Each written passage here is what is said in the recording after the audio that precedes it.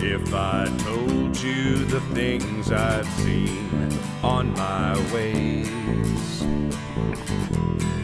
if I told you the things I've done in my days, you wouldn't believe me anyway. So it's best I just don't say. I've lived 1,000 lives, I piloted 1,000 souls, I killed and fought and died just for a single role.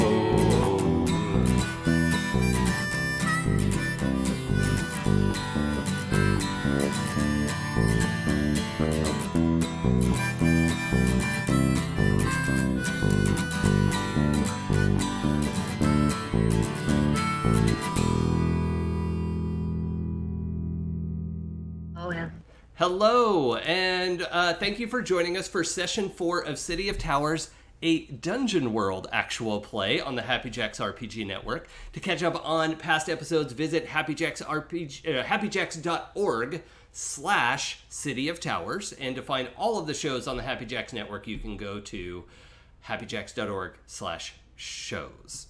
Hi, I'm Jason. I am the GM for this game, and before we do our intros, I just have a short statement that I want to read, because we did switch to Dungeon World, and this is what we have to say. A controversy regarding Wizards of the Coast has recently re-emerged online.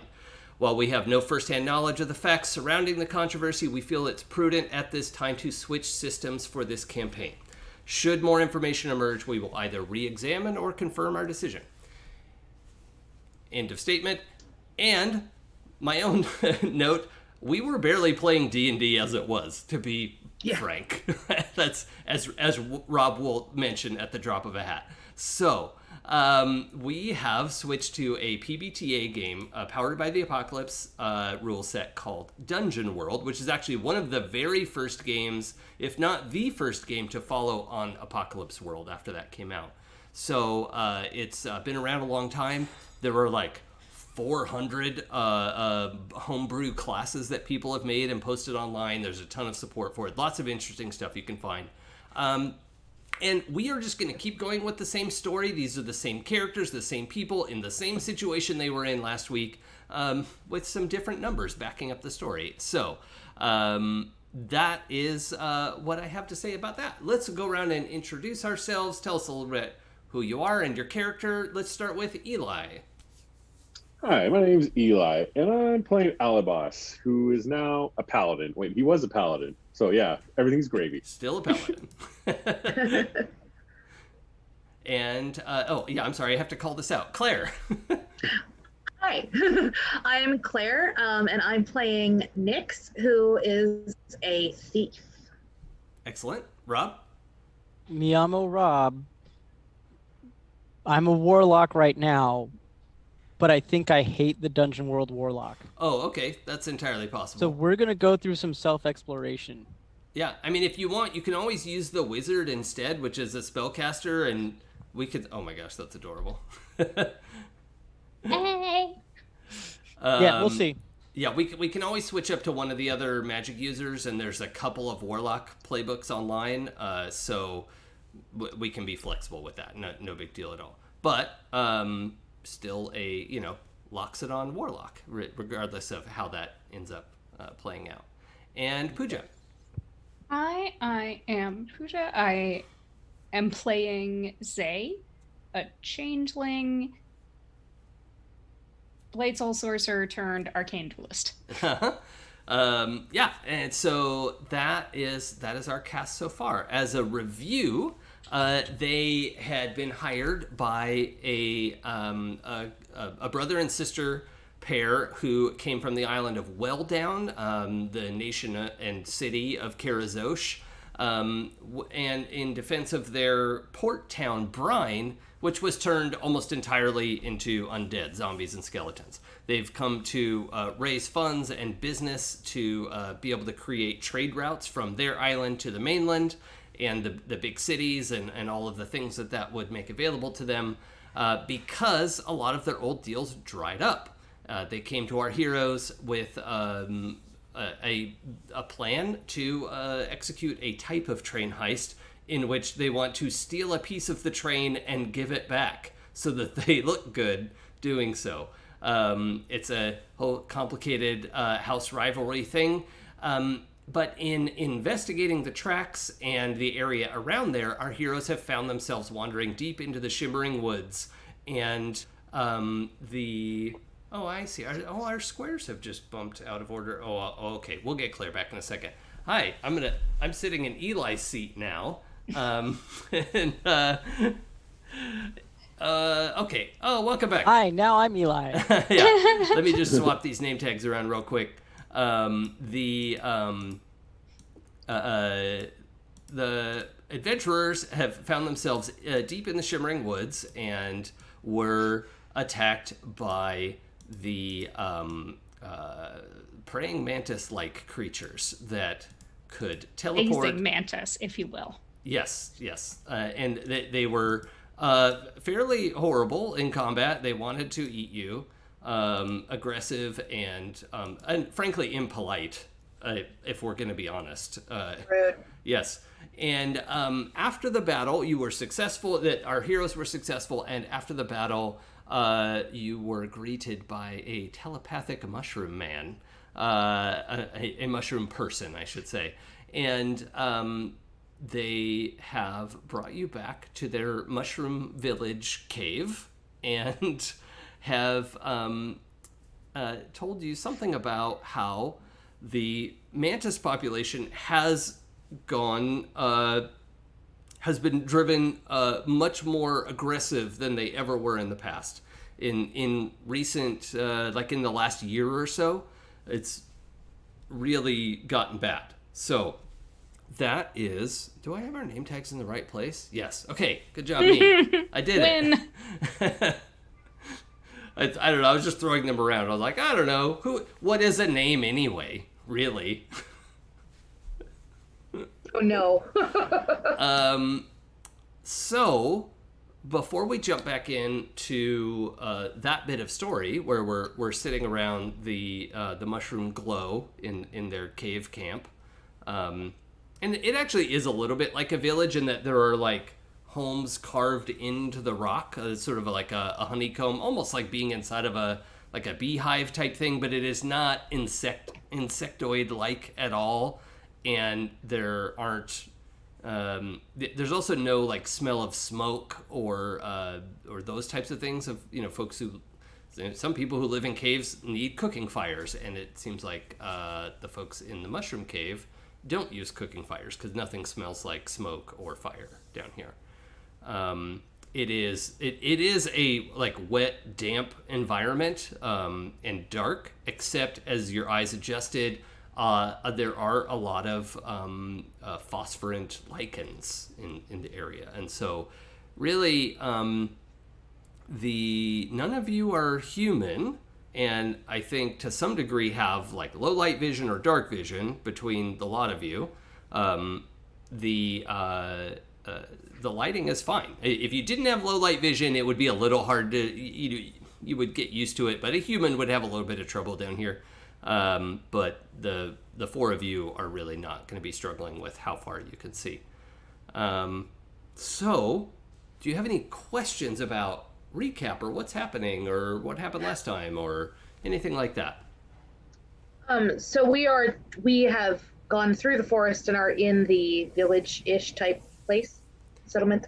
Yes, yeah, we went through the forest and into a cave, and then down underground a fair distance, maybe 100 yards past the mouth of the cave, and down at a 10-degree angle, something like that. It opens up into this sort of If you were to take this shape, it actually looks kind of like it actually looks a little bit like a giant bong, right? There's like a big open bowl at the bottom, and then the tube that you walked down to get in here is like, if you were to take that up out of the ground, that's what it would look like. So you walked down the tube, and you're in this like big open sort of bowl-shaped space that is where these mushroom folks live. And what are their dwellings look like? They are kind of holes cut in the walls of the cave that don't really look like... It probably didn't look like dwellings at first, right? Because they don't have beds or curtains or pillows or that type of thing. But you realize there are collections of places where it looks like people sort of like put their stuff. And but this society lives very differently from the type of people you've met before. And I believe we established last time that none of you have met the mushroom folk before. Correct. Is that Correct. Yeah. Okay. Great. Had any of you? I don't remember if we established. Did any of you have experience with violent praying mantoids before? That's up to you entirely, like your backstory. I think Nyx had heard rumors a while ago, but it was a while ago. Okay, cool. I think it was like I think what I had said last time was that it was like a children's bedtime story. Oh, I remember that. Yes, yeah, but it was like nonsense, right? Like that's not a real just like, thing. Oh, don't go out at night, or the phasing manti will get you. Oh yeah, phasing mantis. Yes, that's what it was. Because they were sort of teleporting. Would we say that the habitats would be the same as Alaebas's forest? Because if so, then probably he's heard of them. Yeah, I mean, if you lived in a like green sort of evergreen type of forest, it looks like that's what this kind of forest is. So, I think that's possible. All right. If you're more from a jungle region, you probably have different types of threats than this thing. So it's up to you. However, you've been brought down here. I believe everyone except Zay accepted the telepathic spores into their nostrils and are in telepathic communication with the populace here. And we had left it with them telling you about the problem of the phasing mantis and that they have been out of control lately. How would you like to proceed?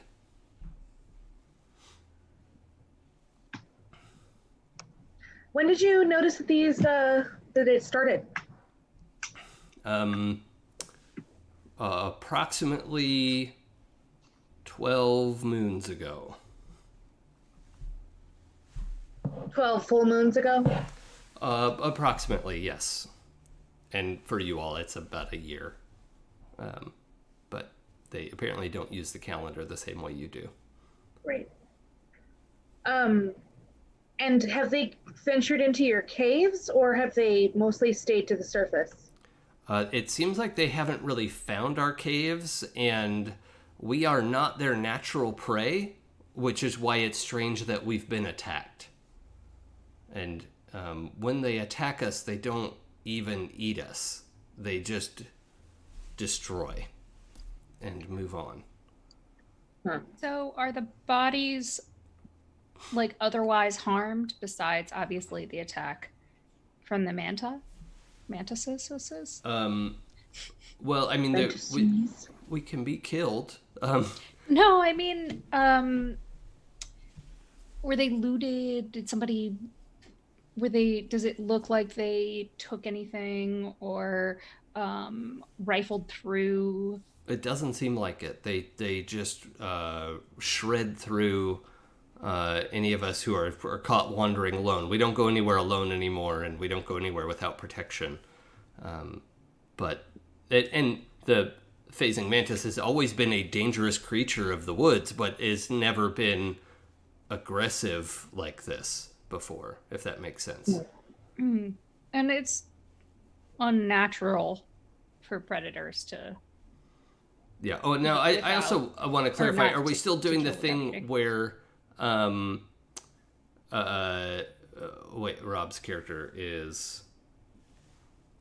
Give me the name again. Ventuz. Ventuz. Jeez, Louise. It's on my nameplate. It's not. It's not on your nameplate.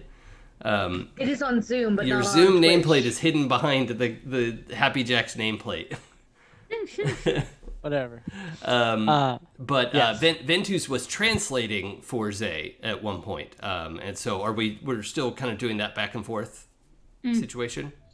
Yeah. Yeah. Okay. Great. Just want to make sure we have that. Can they hear me, or am I having to talk to? They Is can this hear a you. two-way They just translation. can't make mouth noises. Yeah. So yeah, I'm just. So I'll they just can wait. understand you. You just can't understand them. That's what Yeah. I'm I mean, they understanding. don't Yeah. really have mouths the way that you have mouths. Yeah. They do have some like expression, face material, but they are made of animate mushroom, so it's. And I mean, I understand that.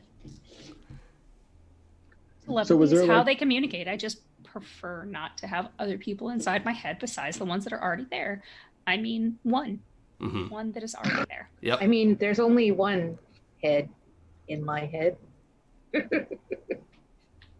Was there an event that may have caused them to go get more aggressive, like an encroachment of a new organism, or was there any destruction of their normal habitat? Like what? Well, the closest coincidence we can tie this to is the expansion of the lightning rail, and but like this mushroom guy, they don't have their, or at least they don't express any sort of individual name. You are starting to get a sense that they do think of each other in a certain way of like tall, wide, orange one, and short, round, gray, and things like that are their names. But they talk about the lightning rail with like they understand what a train is. Okay, like they're not like the metal monster roared out of the Right. but they say so south of the woods is a bluff cliff that used to be a wagon road, and about a year ago the lightning rail was expanded to run this bluff route where it used to just be a wagon road. And it seems like somehow it's otherwise just an enormous coincidence, but when that's the closest thing they can tie to the change in the mantid behavior.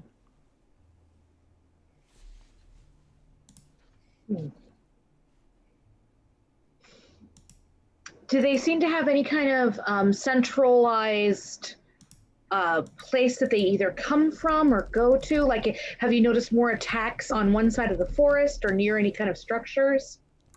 We haven't. Or near any kind of structures? And we have been staying as close to home as possible because it's become very dangerous to wander around. And so we haven't been able to get very much information. Parties that we've sent out to learn have not returned. That must be very scary and frustrating. It's terrifying. Thank you for understanding. All right. And have you noticed anything that tends to make them afraid or keep them away? We really haven't had the opportunity to explore that, Okay. unfortunately. We would love to know more, but we just Sure. don't have the ability to get more information. We were attacked by two. Do you know if they have like prides or units? Well, before all of this, they usually roamed in twos. That was a normal configuration. But again, we never had much contact with them. They were a distant threat that was not directed at us, and they preyed on other animals in the woods, and wasn't an issue. But what it sounds like might have happened is that the expansion of the lightning rail displaced the nests, for lack of a better understanding, It's of wouldn't several make of them- them. But the rail And- didn't cut down any of the woods, not any appreciable amount. But it may have moved some of their natural prey, in which case it would have driven more of the mantises into this area of the forest. Does it attract them? I suppose that's possible. What'd you say, Rob? Does it attract them? We haven't been able to track their movements well enough to know that. But it's also odd that they're attacking creatures that they can't or don't seem interested in eating. Well, that's why I was wondering about displacement, because the other time that predatory animals, from what I saw when I was growing up, the other times that they become aggressive is when they feel like there's a threat to their territory. Alaebas, correct me if I'm wrong.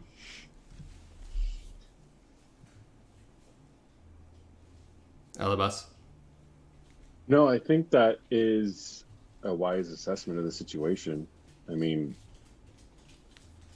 I think we could at least go and check it out and see if there's something we could do to maybe alleviate their stress. Do we know if like the expansion is the building we're actually targeting? Is that a character? The train, like the whole train route along the coast is new. It was established in the last year. Whereas it used to just be a wagon road. Interesting. I wonder if something about the trains is making them more hostile. I wonder if it ties into maybe their being as a creature. Maybe the lightning is causing something in the mantis to agitate them.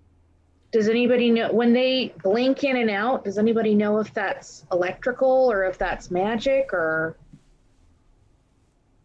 It's not magic as in like the magic that Ventuz and I use.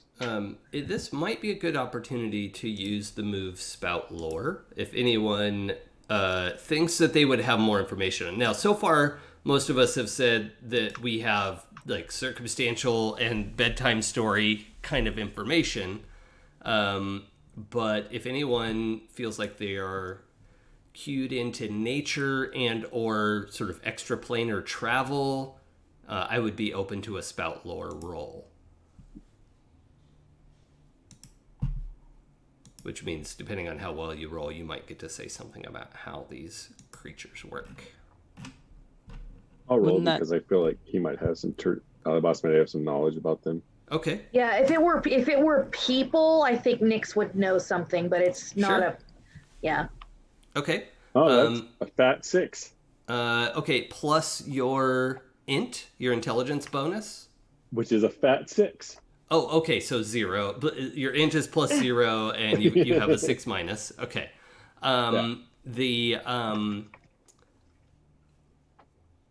Yeah, okay. So the all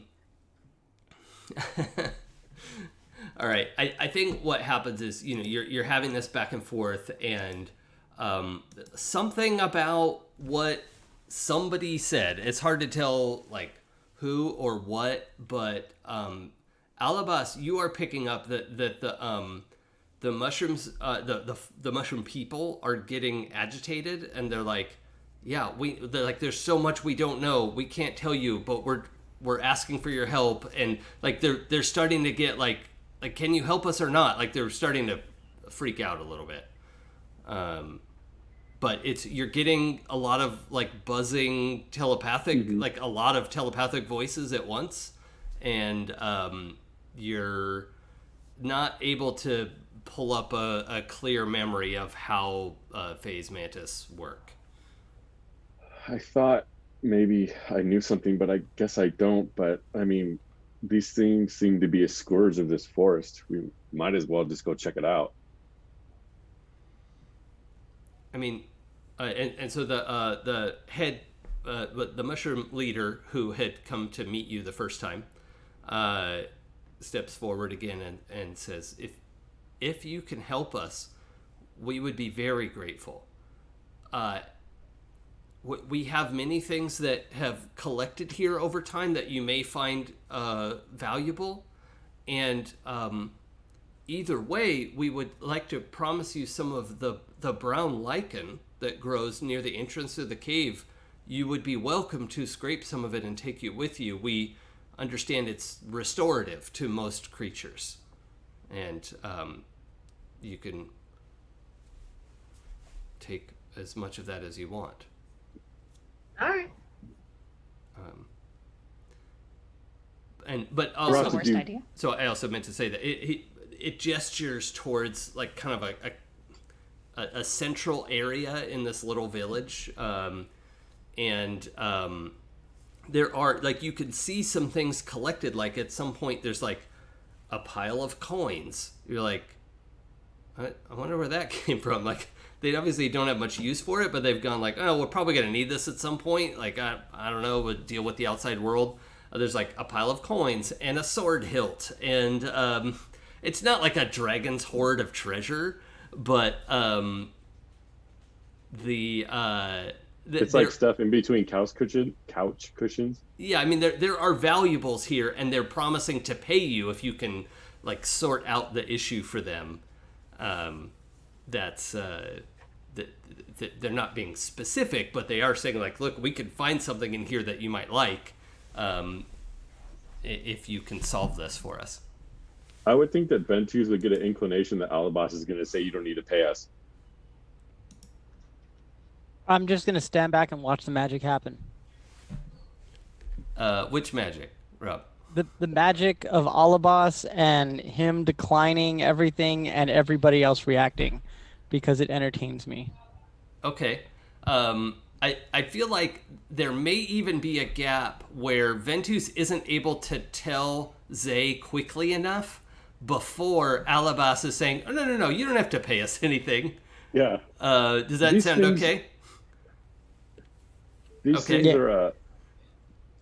are a plague upon your forest. We can just take the lichen and move on. It sounds like we already have aims to be able to deal with the train, so we wouldn't need to have any payment from you.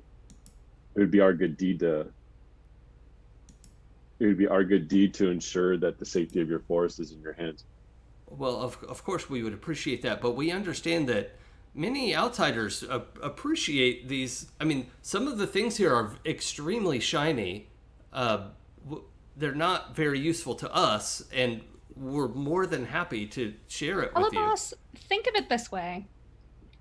They have this clutter that they have no use for and don't even find attractive. And we could do them a further service by taking some of it off their hands. They already have, it looks like moss, like they're just growing their house on these coins, I guess. But Exactly. The coins don't do anything for moss growing or digging new holes in caves, so we might as well take some of them with us. It's like when you pick up litter. it's true. Wow, that's an argument I haven't heard yet. Plus one. It's like when you harvest a field. We are separating the wheat from the chaff. Sure. But normally, nature will provide for us. I mean, it's provided for us already. We haven't necessarily needed all that money. Oh, also, Eli. Technically, this is nature providing. They're Eli, mushroom people, and they're providing. mark an experience point for having a 6- roll. That is, All right, that's sweet. part of how Dungeon World works. Take a thread. Yeah, it's like that. But there are other things you could do to get XP that I think may be unique to your character sheet. I don't know. I haven't. There's actually quite Haven't a bit got to that this for a PBTA game, so you may need to poke around a little bit. Is it possible that assuming we help them out with what's going on, that we can actually utilize them to help us with the train? Possible. The mushroom people or the phase mantis? Yes. I'm Like- asking as the GM because I'm leaving it a little bit open-ended. I'm currently kind of looking at the mushroom people, but we don't have any ideas at this point on how to actually stop the train. So it's more like depositing that idea and seeing what kind of interest it'll garner as we move forward. Mm-hmm. Well, I'm going to stay out of the conversation for now.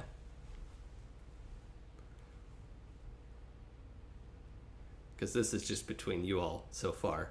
So Well, they can hear us, right? Uh-huh. Yeah, but you haven't really asked them anything. Oh, yeah. You know, it's like you're positing ideas and having a conversation amongst yourselves, but they're just like hoping you'll say yes, we will fix the problem for you. So but they haven't heard you will or you won't, so they're kind of just listening. But I mean, I want to keep our options open because right now we just don't have a good solid way to stop the train or take over the train or whichever way we were going to do it in order to free the elemental Mm-hmm. and get the core. So, nice try, Jason. Our squares are wobbled again, so Wibbly wobbly. yeah. Claire's connections being a little bit fiddly, so we'll just be flexible tonight. Welcome to my square, buddy. Now you know how it feels. I know. I feel so much lower in my chair. I was about to say you gotta squish down. Let's keep our options open on terms of what the terms of repayment are, or if any payment is necessary until we see like how big of a deal this is. That's fair, but I just want to posit that initially, so that we can look at everything through that lens, instead of just. I mean, Okay. to me, it seems like Let's go that would be a scratch. cool thing, and like it's possible that these people with all their telepathy business, and I don't know what kind of other attributes they might have that might be put to use in this endeavor of ours, but either way, we have to take care of these mantises. Yeah, I mean, I'm fine with that. I think that they're still probably doing something natural until we find out we're not doing anything natural. So I think Let's we see need what to it's go like. check it out because, I mean, we don't want to waste any life, right? And it seems like wherever this train was built, it was the same space that these mantises inhabited. So even if we deal with the mantis in a way I feel, let me try to organize my thought. So the idea of taking out the train in that area means that the mantises may come back to where this section of the train is. So I feel like we need to deal with the mantis first and then figure out what's going on with the train. Yep. Because there may be unintended consequences if we bring them back to where they should be.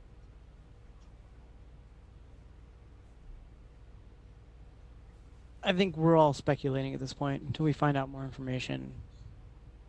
We're just talking in the ethereal. I think we should see if we can try and follow one. That might give us the most information. Agreed. Agree. Zay, you wanna try and look like one, or you want me to take a swing at this? So look like a mushroom person or a mantis? A mantis. We'll be missing a pair of legs, but And Yeah. arms. Do they have, they have 4 six arms? legs. They have 2 arms and 4 legs. I thought. Oh. Well, let's say these ones do. Phase mantids do. Sorry, I gave them an extra pair in my head. That's all right. Hey, maybe you're a mantid who got in a fight and lost a couple of your legs. That could be. You Go right ahead. Have fun with that. Okay then. I need So- to point something out. Let's see. Who's... I think probably Rob is the most tuned into, like, arcane energies. Is that accurate? Or Ventuz? Yeah. Okay. No, I mean I think Rob's accurate. Ventuz is- Okay. Rob, I'm going to have you roll Discern Realities, please. You're going to roll plus your Wisdom modifier. Okay. All right. So let's try this. I rolled a 9. Mm-hmm. My wisdom is a 13, which is a +1 modifier. +1, okay. That's a 10. 10 is outstanding. You get 3 questions from the list of Discern Realities, and the thing that I want to tell you off the bat, and then you can ask your questions, is that you realize it's not that you're in a, like, null magic zone, but this place is it's like in a shell, right? Like, magic, it would be really hard to scry into this place or communicate outside, like, from inside the cave. Right? Does that make sense? Yes. Yeah. So it feels a little bit like that, but you have the opportunity to ask questions about that or something else about this, discerning your reality. Okay. Do you have the question list there? I do. Actually, I looked it up while you were talking, so I only heard about 9/10 of what you said, which is a lot more than I usually hear. So I'm going to ask, and it's just about what's going on here in the Mushroom Kingdom. Yeah, like what you could perceive with either mundane or magical senses. Okay. But yeah. What here is useful or Okay. valuable to me? There is, well, let's see. What do you use in the way of... Did you end up taking the armor thing for your The class? spell? No, for your... Or are you going to go with the wizard playbook? Do you know? I'm still with the Warlock just because Okay. that's what I looked at. Okay. So I Did I send you the... I think I sent everybody the basic playbooks, right? Yep. yeah. Okay. Is the 30-ish page Yeah. PDF? Yeah. So the probably the main thing that stands out, you said what here is useful to you? There is a short staff, like maybe 5 feet long, of some kind in that pile of stuff over there. So that's worth noting. Okay. What here? I feel this may be the answer that you've already given, but if it's not, it's not. What here is not what it appears to be. Oh, so in this case, I'm going to answer in the negative in that you can definitively tell that there's no sort of illusion magic at work right now. You had a 10 plus, right? I'm not going to lie when I answer these questions. So it is a definitive negative, right? Does that make sense? Of like, Okay. there is no sort of illusion magic at work here. Yep. All right. I'll just relay, kind of just as a heads up, like for whatever natural thing is going on here, it's got a magic protection around it, so that if someone's looking for these people or for this group of people, that the magic won't usually be able to penetrate into this realm. Or into this area. I don't think realm's correct, but I don't think it's incorrect at the same time. So, pocket dimension? I'm not 100% sure. I don't know. But that may be why the phase mantids aren't able to find them.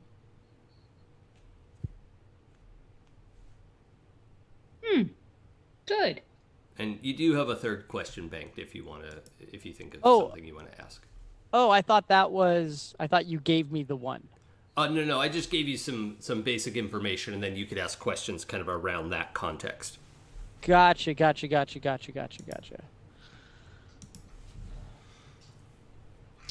What should I be on the lookout for? That's a good question. I think you're especially as you're like going back and forth trying to translate as much as possible. It's not that anyone here has offended the mushroom folk, but they are a proud people and they're asking for help, and it is possible to end up offending them. Right? That's Gotcha. That's what you would want to watch out for here. Is Okay. that they are a proud people asking for help. Their cultural norms are very different from yours, and it might be hard to know what's going to offend them, but that is a thing that could happen. Okay. And I'll just kind of relay that. Just a heads up. I think we need to give an answer, yes or no, if we're going to help them out pretty soon. I'm sorry. Were we not already going to help them out? And we're just finding more information. I'm confused. This is in character. This is not clear. I think we had talked about it. I didn't think that there was a definitive answer that we had told them. I mean, this is what we do. We find somebody in trouble, we go help them, and we go find out information, we help them. Right? Yeah, I don't mind just going to help them. I thought the only hang up was your guys' payment. No. Oh, no. No, I'll save mushrooms from bugs. It's fine.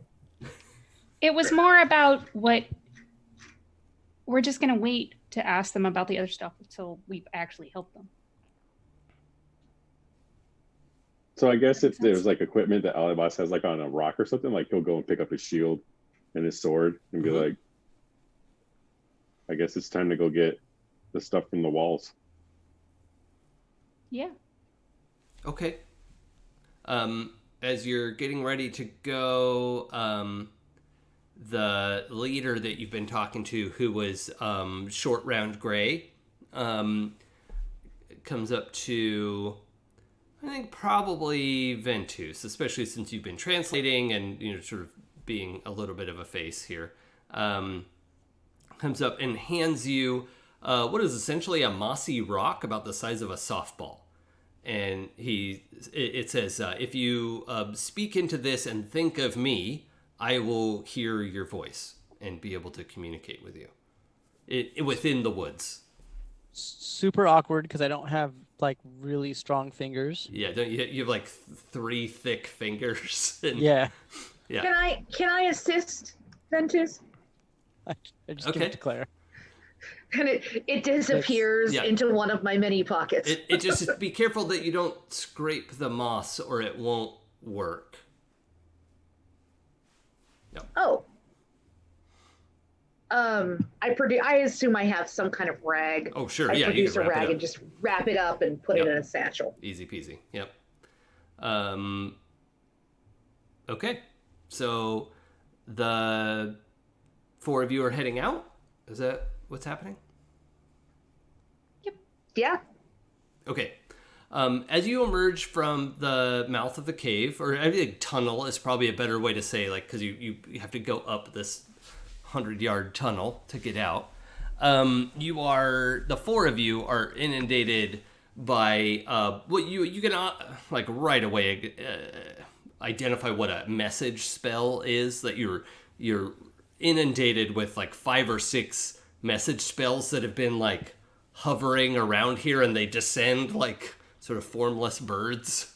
Hey, are you okay? Are you okay? Are you okay? Are you like check in? And you can hear not Gore, Stiv's voice as she has cast several message spells, and one of the message spells is recent enough that like when somebody casts message, you can send it back. You could send a reply.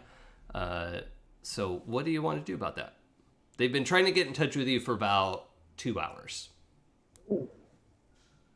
Hey, I'm I'm gonna tell her we're fine, but there's been a complication that we need to figure out before we can proceed. Is that cool with everybody? Yeah, sure. Makes sense to me. So I just what am I limited to, like words or sentences, or how does that spell work? I mean, that sentence seems like enough. Okay, yeah. Party fine, new complications, gotta figure it out. We'll keep in touch. Okay. All right, so you receive back, glad to hear everyone's okay. Let us know if you need anything. We will be in town. So the town that you left them in. Does that timeline of the messages, the message spells being sent, line up with the amount of time that we were in the Mushroom Kingdom? Can you roll your roll plus wisdom, please, as a custom move?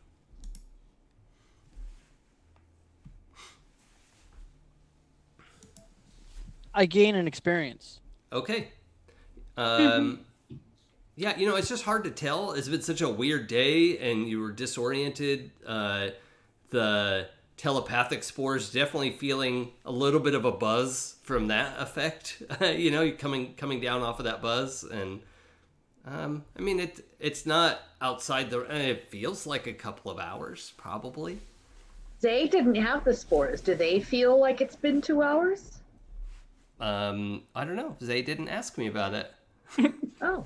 I mean, I can ask you now and be like, hey, wow, they've been calling us for 2 hours. Okay. Do you want to roll plus your wisdom score? I shall. Give me that 2d6. Well, it's a 10 plus. My wisdom, I think, is a +1, but give me a second to pull up my character sheet. Yes, it's an 11. 11? Okay. It feels like you experienced slightly less time than that. Not like 15 minutes, but hour and a half, something like that. Yeah, no, not more than an hour. It feels like not quite. It doesn't really feel like 2 hours are gone. But like the time limit of message spells and the ones that have expired and the one that you could reply to, like it must have been a couple hours, but it doesn't really feel like 2 hours to you. So it's possible that like we're walking into this magic null field and everything may have also. Yeah, it either warped your perception of time or you actually experienced time a little differently while you were in there. Yeah. Either way, the effect is the same. We might not want to spend too much time down with our mushroom friends, as time seems to go a little different for them and around them. No. Not like super duper different, but different enough. But it's also probably helpful that they measure time in moons, because that's sort of a demonstrable, it just means 12 moons took a different amount of time for them than it did for you, but it's still the same number. So, yeah. Okay, so you head out of the cave. You're back in the woods. If you recall, you went in there when a coastal storm had pulled up and was pouring down, and you went just a little ways into the woods so that you could move about in case a train comes. You didn't want to be just like hiking along the tracks like hobos, ready for people to see. Whether or not that would be a problem is unknown, but you felt like it was better to be surreptitious about it.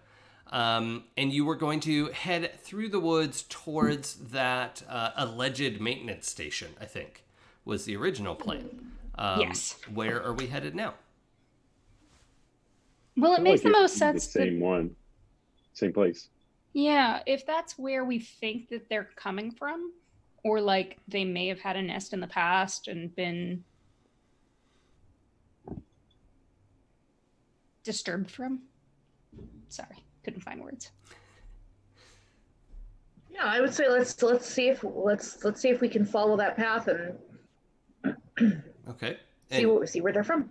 Nix, were you going to shape change into a small mantis?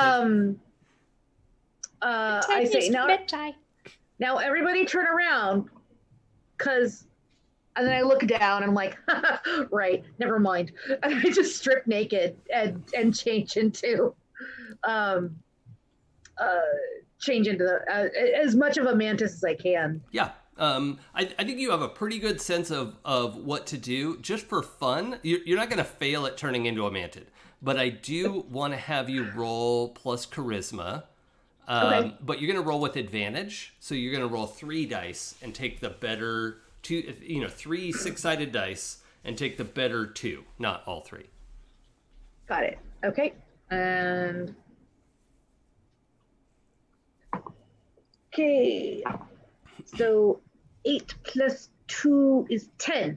Okay, 10 plus is terrific in this. So you very much are able to adapt the body type and the shape, and you get a sense of, okay, I understand a little bit about how the insect biology works, and you've got your fighting forelegs, and you realize you were having a little bit of trouble balancing at first, but the 10 plus helped you figure out, like, oh yeah, I'm supposed to have 4 legs, and so you like shift the position of the joints a little bit, and it's probably pretty gross to watch, but then everything solidifies into place, and you're able to hike The along. sound is probably worse than the visual. You get a bit of that like cracking carapace sliding into place, and all that. Really gross. And but y'all have seen me change before, so y'all knew that was coming. Yeah, and I don't think you're probably not able to take on the full like 8 foot. They weren't technically large creatures, but they were like right at the upper end of medium. In the description for changelings, it says up to 7 feet. Yeah. Okay. So these or things down are to like 3. 8 feet tall. So you're like almost. I look like a kid. Yeah. Like a juvenile. You're like an adolescent mantid. Yeah. Teen manti. Yeah. So that was my favorite show from the 80s. Teen Manti Ninja Rangers. Yep. The 4 of you head on. I guess you're also a mantid with a backpack, which, whatever. Oh no, I stripped naked, which means somebody else has got to carry my stuff if I'm going to look convincing. Yeah. Or you could stash it here by the entrance to the cave too. I could. I just kind of my mandibles don't make language anymore, so I just kind of I pick up my stuff and like gesture it towards them and gesture it towards a hole. Like trying to hand it off. Where am I putting it, guys? All right. Does anyone take their stuff? I'll take it. Okay. It's fine. All right. Extra backpack. Not that big a deal for elephant guy. I say thank you, and thieves can't, which is sign language. But if you don't know it, you don't know that I'm saying thank you. I bet they know Also, the basics from hanging out with you. How does that work with the new manti arbs? Mantis arbs. Thank you in ASL is just taking your hand to your mouth and placing it forward. So it will say that it's ASL, and I just go with a you might have trouble spelling, but because you don't have the right number of fingers. Yeah, I won't quite be able to finger spell. Okay, so the 4 of you head out into the woods. Is there anything I need to know beyond we are hiking on? I'm assuming I'm taking point out in front, don't be suspicious, don't be suspicious. And then everybody else is kind of behind me trying to just mantid casually. Yes. Casual mantid was my band in college. So. Yeah, but you can't fly casual because you're a mantis. I can't fly casual. I don't have wings, and I'm a changeling, so I couldn't fly. Even if I made wings. You're not a fly. Ouch. I high-fived myself. Don't worry, everybody. I took care of it. Good, because that's the only reason that nobody's high-fiving you. Yeah. It's the social distancing. Yeah, I got this. Let's see. I want to. I don't know. I want to use some of these different moves in here. This is interesting. Undertake a perilous journey says travel through hostile territory, which is what we're doing. It's not necessarily going to be a like having rations sort of situation, but it is dangerous. And so what you do for this move is somebody acts as a trailblazer, someone scouts ahead, and someone acts as quartermaster. And the quartermaster can reduce like how many rations you need. We don't need a quartermaster in this case, but we do need somebody to scout ahead. It sounds like that's Nyx. Trailblazer. Wait, well, hold on. What is the difference? Trailblazer. Trailblazer. I'd be the distractor. Yeah, I think you're probably scouting ahead, though, because you said you were going to go ahead by yourself. And the Trailblazer, I think, is just the other three of you, somebody is leading, through the underbrush. I'm assuming it's Alaebas because he's from the woods. Remember when I was bringing up the ratio ability that you were like, I don't think we're ever going to use that. Yeah. But guess what? The first roll, we're going to use it. Yeah. So do you want it? Yeah. Okay. Yeah, I wasn't... it doesn't really... I don't think the move is 100% written to be, like we're hiking a few hours, but I'm going to use it because it has some interesting outcome potential. So let's have Nyx roll... let's see. You roll plus... I think you just roll... Oh, you roll plus wisdom. Both of you are going to roll plus wisdom. And then... Well, Jason... Yeah. Because I'm an elf, when you undertake a perilous journey through the wilderness, whatever job you take, you succeed at a 10 plus. Oh, okay. Easy. All right. So the Trailblazer part reduces the amount of time it takes to reach your destination. So Alaebas is very easily sort of picking the way through the underbrush and making it clear where everyone should step and move, and helping Ventuz not crush everything. Because, look at the pupper. If you're listening, there's a pupper in the Eli screen, and we're all enjoying that. Nyx, what was your roll? I'm sorry. I'm rolling wisdom? Yes. Okay. 11. Okay. And so the scout will spot any trouble quick enough to let you get the drop on it. And as you're approaching, when you're out ahead of everyone, Nyx, you can see kind of the edge, like one corner of what must be the maintenance shed. It's the direction you're heading in. It's probably another... 100 yards through the woods, which is a pretty long ways to see through dense woods. So you could see just the hint of buildings. But about halfway between you and that, you can see two mantids tearing apart a kill of some kind. I don't want to get too gory about that, but they have taken down a large animal and are dealing with that. I stop, turn around, and wave my little hands, and then stomp my pincher into the ground twice, duh, and then gesture towards where they are. Okay. And then you go up and talk to them. Hello, fellow mantids. Hello, fellow mantids. No, then I just kind of wait to see, I approach carefully, because I know that I'm an unknown creature, so they might still attack me, even though I look like them. Yeah, well, I mean, physically you're a mantid. Yeah, but I don't know. Do they have? Oh, but you said they go in twos. Okay, so normally, yep, there are two of them. Yeah. Okay, so I kind of approach from the, but they're also over a kill, so I don't want them to think I'm threatening their kill. Yeah, that could be an issue.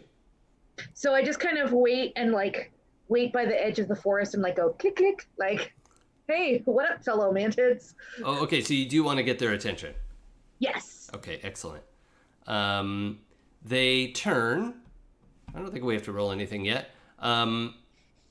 They both turn and look, and they're looking pretty gross. And they see you, and one of them kind of like hunches down over the kill, and then the other one like makes itself real tall and like steps out to be between you and the other one, and is kind of doing a thing. Displaying. So what I'm going to have you do is we're going to roll plus int for spout lore, and I think you may be able to pick up on some of what's going on here. Okay. 8. Okay. So on a 7 to 9, the GM will only tell you something interesting. It's on you to make it useful. I like this system. Only one of these would fight you. Okay. And I'm going to leave just some imperfect information there, because that's just your gut is like they're not both going to fight me if I go up to them. In this, like, the situation that's laid out where one of them sort of like hunched over the kill and the other one has stood up in sort of this challenging posture. It's not coming after you, but it is like puffing up and looking big. So what do you want to do? I'm gonna make like a dog, because I've seen dogs posturing similarly, I would assume.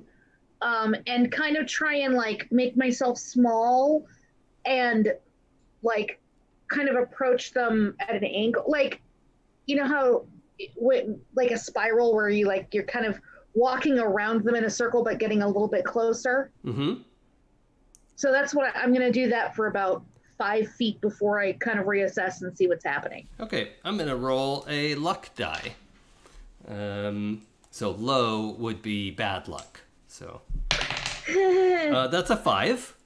And this thing continues to watch you as you circle around, and it just like is stepping in place to turn, and then at one point it like takes a quick step, like a threat, but it doesn't actually come after you. It's just like tries to make you jump. You okay. know? I'm not going to get any closer, but I'm going to try to put it between me. Like, I'm going to try and move so that it's facing me and its back is to the forest where the rest of the party is. It's working really hard to keep its back to the kill and the other mantid. Can I swing really wide around it? Let's see. We would have to trick it somehow. And I think, well, I don't know. Let's roll charisma, because I think that's a thing that would happen in this case. Oh, no, it would be more like an animal handling. So roll wisdom. Damn it. Yeah, but can I be really charmingly wise? Yeah, but they're not people. Okay. Well, I still rolled a 12. Oh my God, that's a crit. Okay, Nice. so I mean, I rolled an 11, but I get a +1.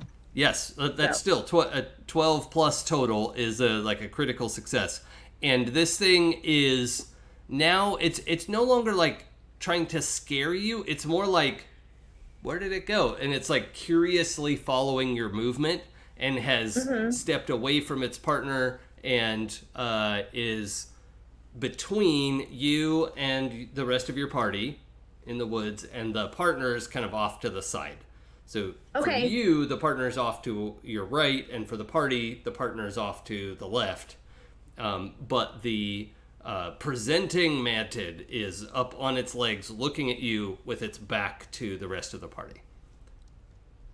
Okay. In a little bit of a clearing in the woods. Not much of a clearing, but it's enough.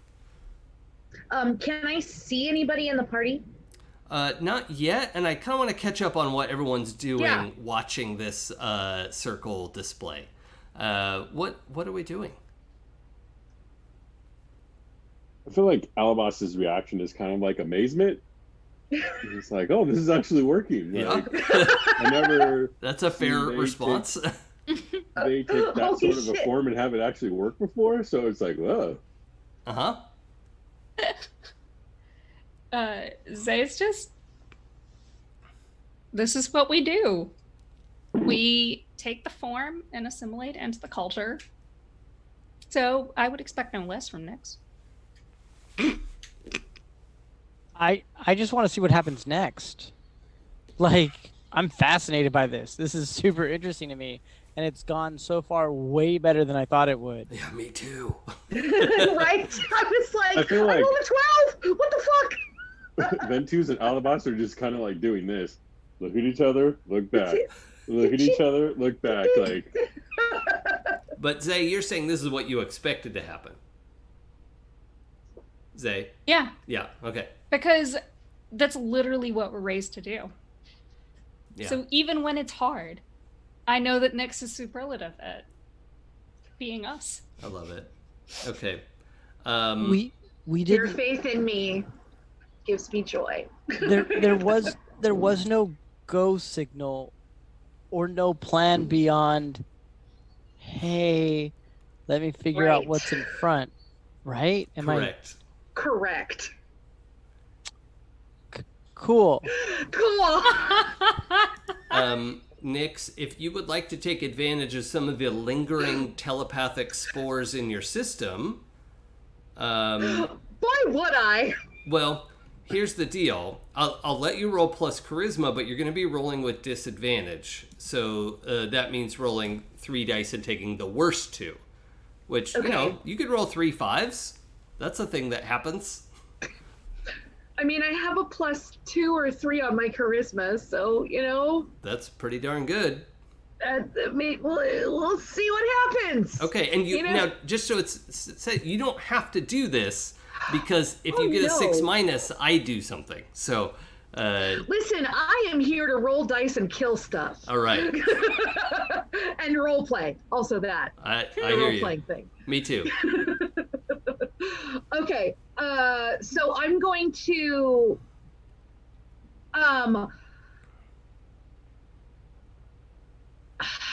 how much of a message can I say, like, if you're going to attack, do it now? Yeah, I think that would be enough. What did you roll on your charisma? I haven't rolled it yet. Oh, okay, I'm gonna roll right, it now. yeah. Okay, And well, one of them's probably gonna be a 3. Oh, but the other one's gonna be a 6 plus 2. 3 plus 6 plus 2 is 11. Well, wait. What are your 2 lowest dice? I rolled a 6, and a 3. Oh, okay. Yeah, awesome. So, yeah, your 9 plus 2 is 11. Yeah. So I thought you were adding up the 3 dice for a second. No. Gotcha. So, yeah, 11 is great. Your message gets through crystal clear to the other 2 who still have some lingering, like the voice is dim and you can feel the rest of those spores kind of dying out. And this is probably the last telepathic message you're going to be able to send. But the 2 of you, Alaebas and Ventuz, receive this message of, like, if you're going to attack, go now. That's a big if. Saying that to me? No, I just say it out loud. Well, you can't hear anything they're thinking at this point. Got it. You can feel Yeah. the spores die out. Hey Zay, Nick Yeah? said if we were gonna attack, we should do it now. Are we? Do they want us to attack? I don't know if they do. They just said. Can you ask the same way that they just talked to you? Okay, hold on. No, I'm not getting anything. Rob, I had a. I want you to roll a luck die for me. Okay, what's just a D6? Yeah, low is bad, high is good. 3, which is low, which is bad. You sneeze out the last of the spores in your sinuses. Oh All over Zay since I was talking to them. It doesn't have to be all over Zay, but you have a not inconsequential schnoz. And I think A it's trunk. noisy. Trunk. Oh, so I trumpeted. Yes. I mean, Oh, okay. It was an involuntary trumpet. Yes. Sometimes involuntary trumpets happen. yeah. We it's- just excuse ourselves and move on Yeah, from the it's situation. nobody's fault except the 2 Jesus. mantids in the clearing whip around and are in full like pieces of their armor. Their arms lift up and their looking for the source of that noise. So I have a question, Jason. Uh-huh. In my previous Paladin experience, I had the ability to speak with animals as a spell. Yeah, I think that's a thing you have. What would I need to do to try to speak with the mantids? Probably roll plus wisdom. Oh darn. But you'd also have to like make yourself available to them and be like, "Hello, I'm a nature paladin." Yeah, why not? What could happen? I can't think of anything bad. All right, sweet. Hopefully, they just ate. Maybe they'll be in a better mood. Uh-huh. Somebody So mentioned... Nope, go. I mean, they don't seem aggressive now. Maybe we could... I mean, they have very aggressive postures, just to be clear. I was going to say, their arms are out, their armor's out, and they pump themselves. Nah, man, not aggressive. Go for it. You do you. Just for the record, all right. It is objectively aggressive. Oh, well, I mean, they haven't attacked yet, where before they were murdered on sight. Yep. Then we're doing it. He rolled a 10. That's very good. Okay. To speak with the mantids. Okay. So you're able to, get your brain in gear, and you start hearing the clicks and the noises and the like, even their posture starts taking on a type of language, and you're able to hear, air quotes around here, what they're saying. And they are not having intellectual, like, they're not intelligent creatures, right? Like, they're as smart as a tiger or a horse or something. They're like smart big animals, but they're still animals. I'm gonna start getting email about the intelligence of tigers and horses. Oh god. Yeah, Kimmy is actually probably going to text you telling you how smart horses are. Yeah. I'm not calling those animals dumb. I'm saying those are like the high end of smart animals, right? These are smart animals, but still animals. So they're not people. They're not mushroom people. Right, exactly. That's the point I wanted to make. And they're also not like a badger is probably a lot less intelligent than a horse. Right, like I'm assuming. I don't know. Maybe I'm wrong. How dare you? Now As the a badger Hufflepuff. people are going to email me. As a Hufflepuff, I say, how dare you? I was going to say, don't fuck with the honey badger, dude. The Honey badger don't give a fuck. Doesn't give a fuck. That is true. Which is actually not a mark of intelligence. Not giving a fuck. Usually, that's not a good thing. All right. So, Alaebas, you pick up on their communication of like they now feel surrounded and are threatening you, and if you come any closer, they're gonna attack. Is what they have said to you without words. But what would you like to say to them?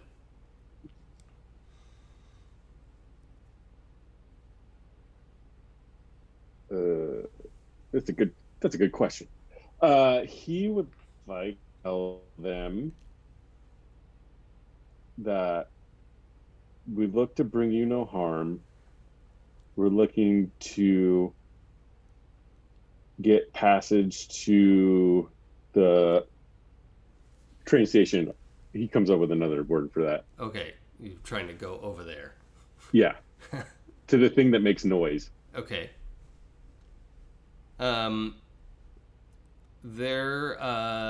These two are willing to, like, if you go all the way around and like don't bother them, they're you know what, actually now let's have you roll charisma. Uh-oh. You're rolling parlay, sort of, and you have leverage in that there's more of you than there are of them. So that would be an experience point. Uh-oh. That's not great. That's super great. Well, I think we're in a fight, gang. Sorry. Yeah. We tried our best. We tried. It didn't work out. So when talking just really doesn't work. yeah. A couple things happen at once. I'm just going to make some GM moves here. One of them rushes Alaebas and is like crosses this distance like crazy, like leaves and underbrush is shredded as this thing charges through the woods. What did you say to it, dude? And it I just wanted to go to the train station. It crashes into Alaebas, and it's like pounding at your armor. It like, how much armor do you have? 3. Yeah, so its initial attack doesn't do harm to you, but it has pinned you up against a tree and is like, so your back is against a tree, and this thing is just like trying to open you like a can of tuna. I like tuna. And Nyx, I'm sorry to say, the one that is hunched over the kill, it like hops up and rushes at you through the woods, and is gonna do 3 harm. Yep. Okay. Yeah. You take 3 hit points of damage. You don't have armor, right? On your character sheet. This is where I'm like, I don't know. Okay. You're using the thief, right? Yes, and let's see, what was my equipment? I had. Thanks everyone for being patient with us as we learn our new character sheets. 1 armor. One armor. Oh, okay. So you only take 2 hit points. I had studded leather. I had studded leather armor. Okay. I think you probably have a way to convert that protectiveness in a shape change mode. So you still have your 1 armor, let's say, and because you would have it if you like turned into an elf or an orc. So it seems fair that you would have it like this. And how do I figure out what my hit points are? It's whatever's on my character sheet plus my constitution bonus? Yes. Yeah. Okay. I think my constitution bonus is 0. And it is. Cool. Yeah, so you get 6. So I take 2 points of damage? Yes. Cool. I have 4 points left. Oh, I was wrong too. We do need more than D6s because like your base damage is a D8. So when you go to attack someone, you'll do a D8 plus your weapon damage. So it just says Constitution. Are we sure it's not like plus our Constitution score? I think so. Yeah.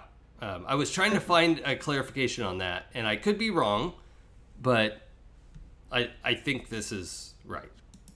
So. It makes sense. I mean, yeah. I feel like. I mean, most PBTA games don't use actual. Well, yeah, hit but points, because you would go from having 8 hit points to 20 hit points, which is a really big difference. And I don't think they mean for you to have. I only have 6 to begin with. I would go from 8 to having 15. Well, okay, but that's more than double. Yeah. So yeah, that's a big jump. Yeah, so or 6 to 15. Yeah, I think that's triple. They're meaning to have you do that. Also, this works like the other PBTA systems in that, like, it's not like the monster gets a turn every round. Right. Yeah, they he only gets get a to turn when we fail. Yep. And if you get a round. 10 plus in combat in this system, so hang on. If you get a 10 plus in combat in this system, it doesn't automatically trade harm. You can choose to do damage without taking anything back in the hack and slash move. So that's something that's a little different from other PBTA games as well, which I think we have the HP right. So Cool. Yeah, we'll be good. So you've taken 2 and you're down to 4 HP. Also, we just built these characters this weekend. So if anyone's like, oh, actually, I think I'm going to put this into Constitution instead of the other, we can change things around as we get experience, as we as humans level up our RPG skill. I think it's important to have Nyx go next in the round. We don't really do an initiative order. I just like to make sure everyone has done something. I think in this case, Alaebas did something. He did. No, he didn't. He did do No, that he didn't. thing. Yeah. Well, he You certainly done did tried. it. and then there was an outcome. And then I'm going to have Nyx go next, and then Alaebas and Zay, you can decide who goes after that. But let's find out what happens on Nyx's turn. What do you want to do about the things that have happened in your life? Well,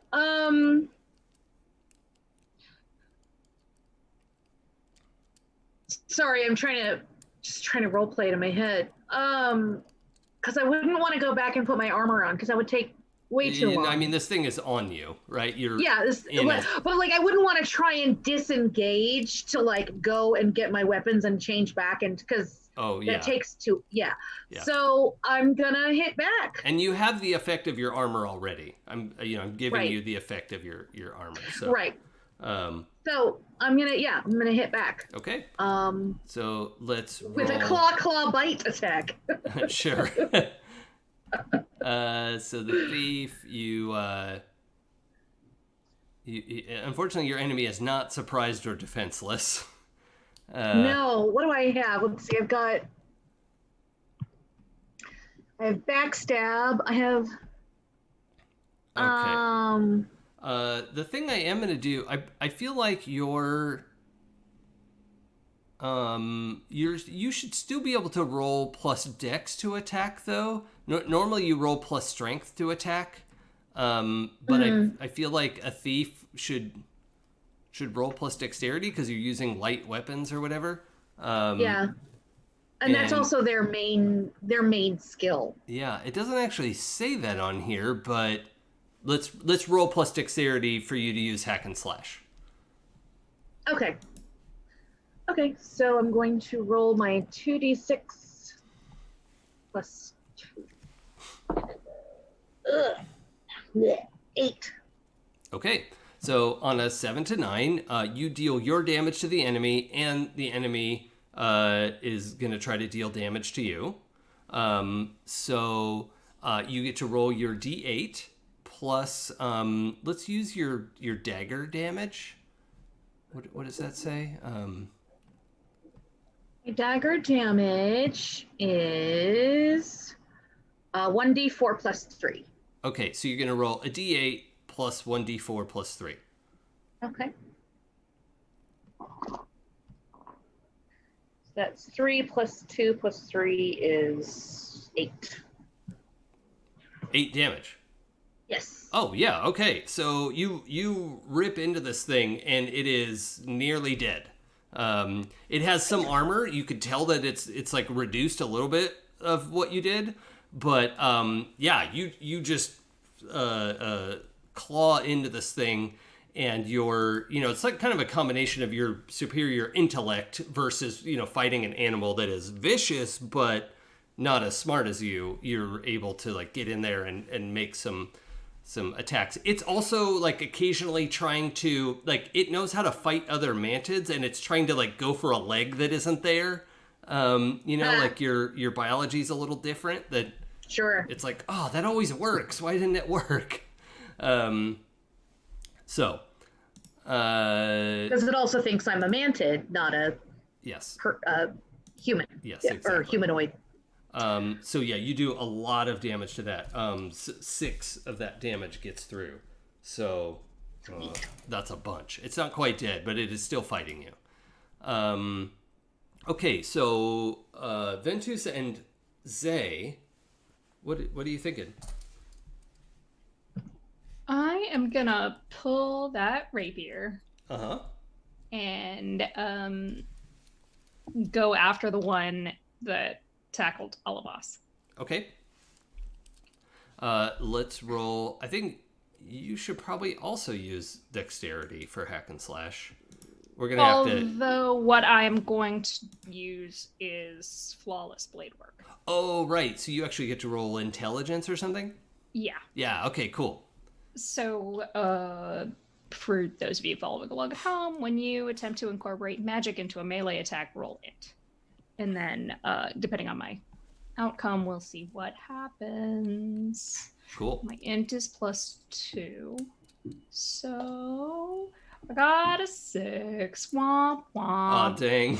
Mark an experience. Yeah, mark an XP. You said you have 1 armor? I do. Okay, so you're going to take 3 minus 1, so 2. You take 2 HP of damage as this thing, like, it barely even turns around to deal with you, and it Hey, almost... Jason, I have a quick question. Yeah. Aid or interfere? Like, would I be able to aid in her attack to get her to a 7? Let's see. So normally I would say yes if you hadn't taken your turn already. Okay. But you know what? I'll let you do it if you want to roll with disadvantage. Just understand that a 6 minus is going to make it worse. Oh, well, I don't trust the Make it worse. internet. Make it But worse. I'm fine with that. And so is Pooja. Where is my... No Oh, here we go. risk, no reward, man. So you roll 3 dice and take the How did worst 2. Hold please. Hold please, I forgot brackets. Oh, right, and the rolls.org.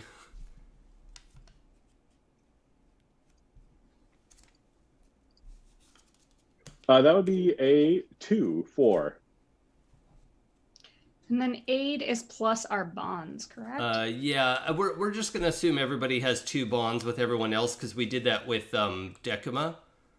True. We did Decima bonds, and I'm pretty sure everyone had 2 questions for everybody else. So That would be a 6. that's not Then. great, Alex. We sure did it, Alaebas. Alex Boss. We are just really rocking this today. No, but you're not. I don't understand. Something Can bad you use a gonna happen? 2d10 on this game? Like, what happened? That would be wild. And you all would still roll badly because I've seen your hearts. You shut your dirty mouth. I only roll bad for the story. Uh-huh. I don't roll bad for anything else. I'll shut my mouth if you tell me I'm wrong. You're wrong. All right. You're a liar. Interesting. Show your work. Uh-huh. Yeah. Can you cite your sources on that? Yeah. My rolls? Okay. So, I mean, I roll well when it doesnay matter. yeah, 6 minus to 6 minus. We're going to Stu's have... gonna write it. So, Zay is going to take that 2 harm, and Alaebas is going to take 3 harm that bypasses your armor. So as you're like trying to get in the way, this thing gets it's fighting Zay, and then you try to get involved, and it just slips a claw under your breastplate, and it's like fully stabs you in the like the movie stab, in the oblique. Mm-hmm. And yeah, so you just take 3 harm, 3 HP, bypassing armor. So that's bad news. But you also both got to mark XP, so don't forget that. So that's fun. I'm super does gonna that level work? today. No, I was Maybe. about to say Alaebas is gonna We learn from our mistakes. How does the marking XP work? Like, how does that? What do you mean? on my character sheet anyway, it's just like a box, and I marked the number 1. Whenever we fail a roll with a 6 or less, we get an XP. Oh, And then okay. there may be certain skills on your template that say, like, if you use it, you get an XP. So Yeah. Cool. I got 3 XP so far, guys. We're doing good. Oh yeah. Does that mean that you failed 3 rolls? Uh-huh. Yes, Yeah. ma'am. Oh. Okay, Cool. so Ventuz, you have an idea of, you have the battlefield in front of you here. You could see your friend, the foe mantis, squaring off with the other one. And Ventuz and Zay seem to have this other mantis well in hand, or at least in their guts. So, Well in gut. yeah, yeah.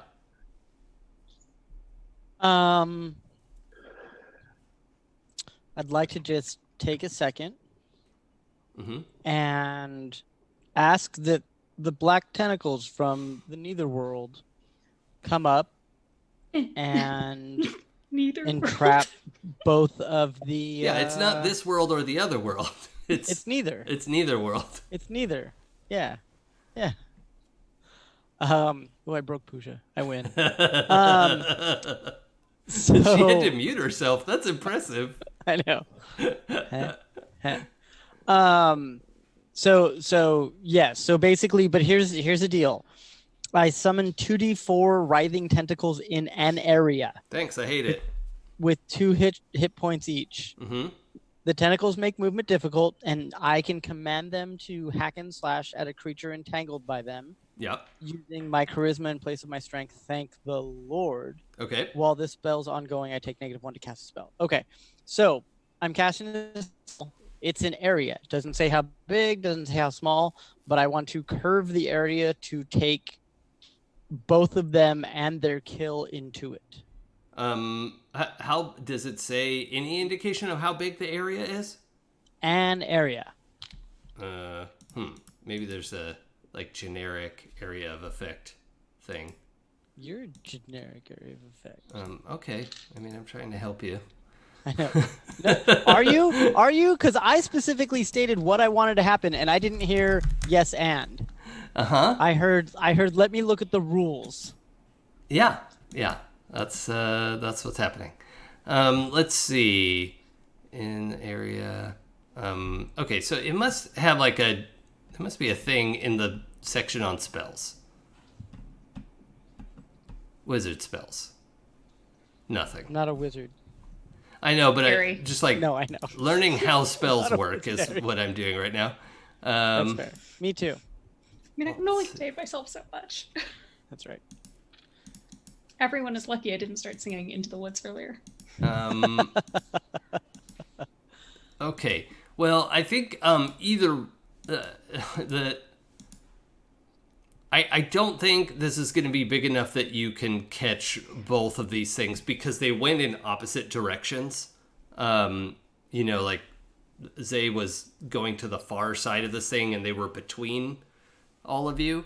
So I'm going to give you an option. You can either catch the edge of where Zay is because that mantis is between you and them.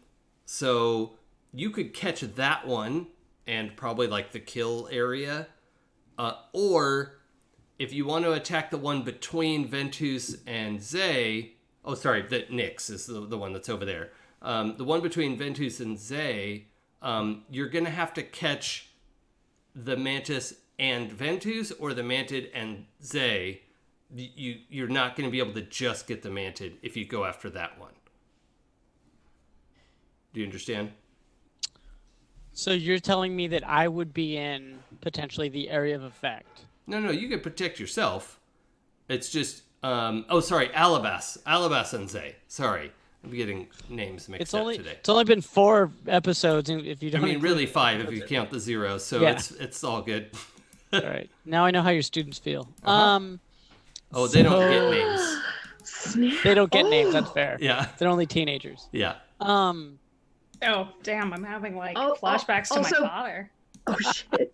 Also, Pooja, I was right there with you on Into the Woods. Every time he said Into the Woods, I was like, don't I do know. it. Me too. I say it on purpose.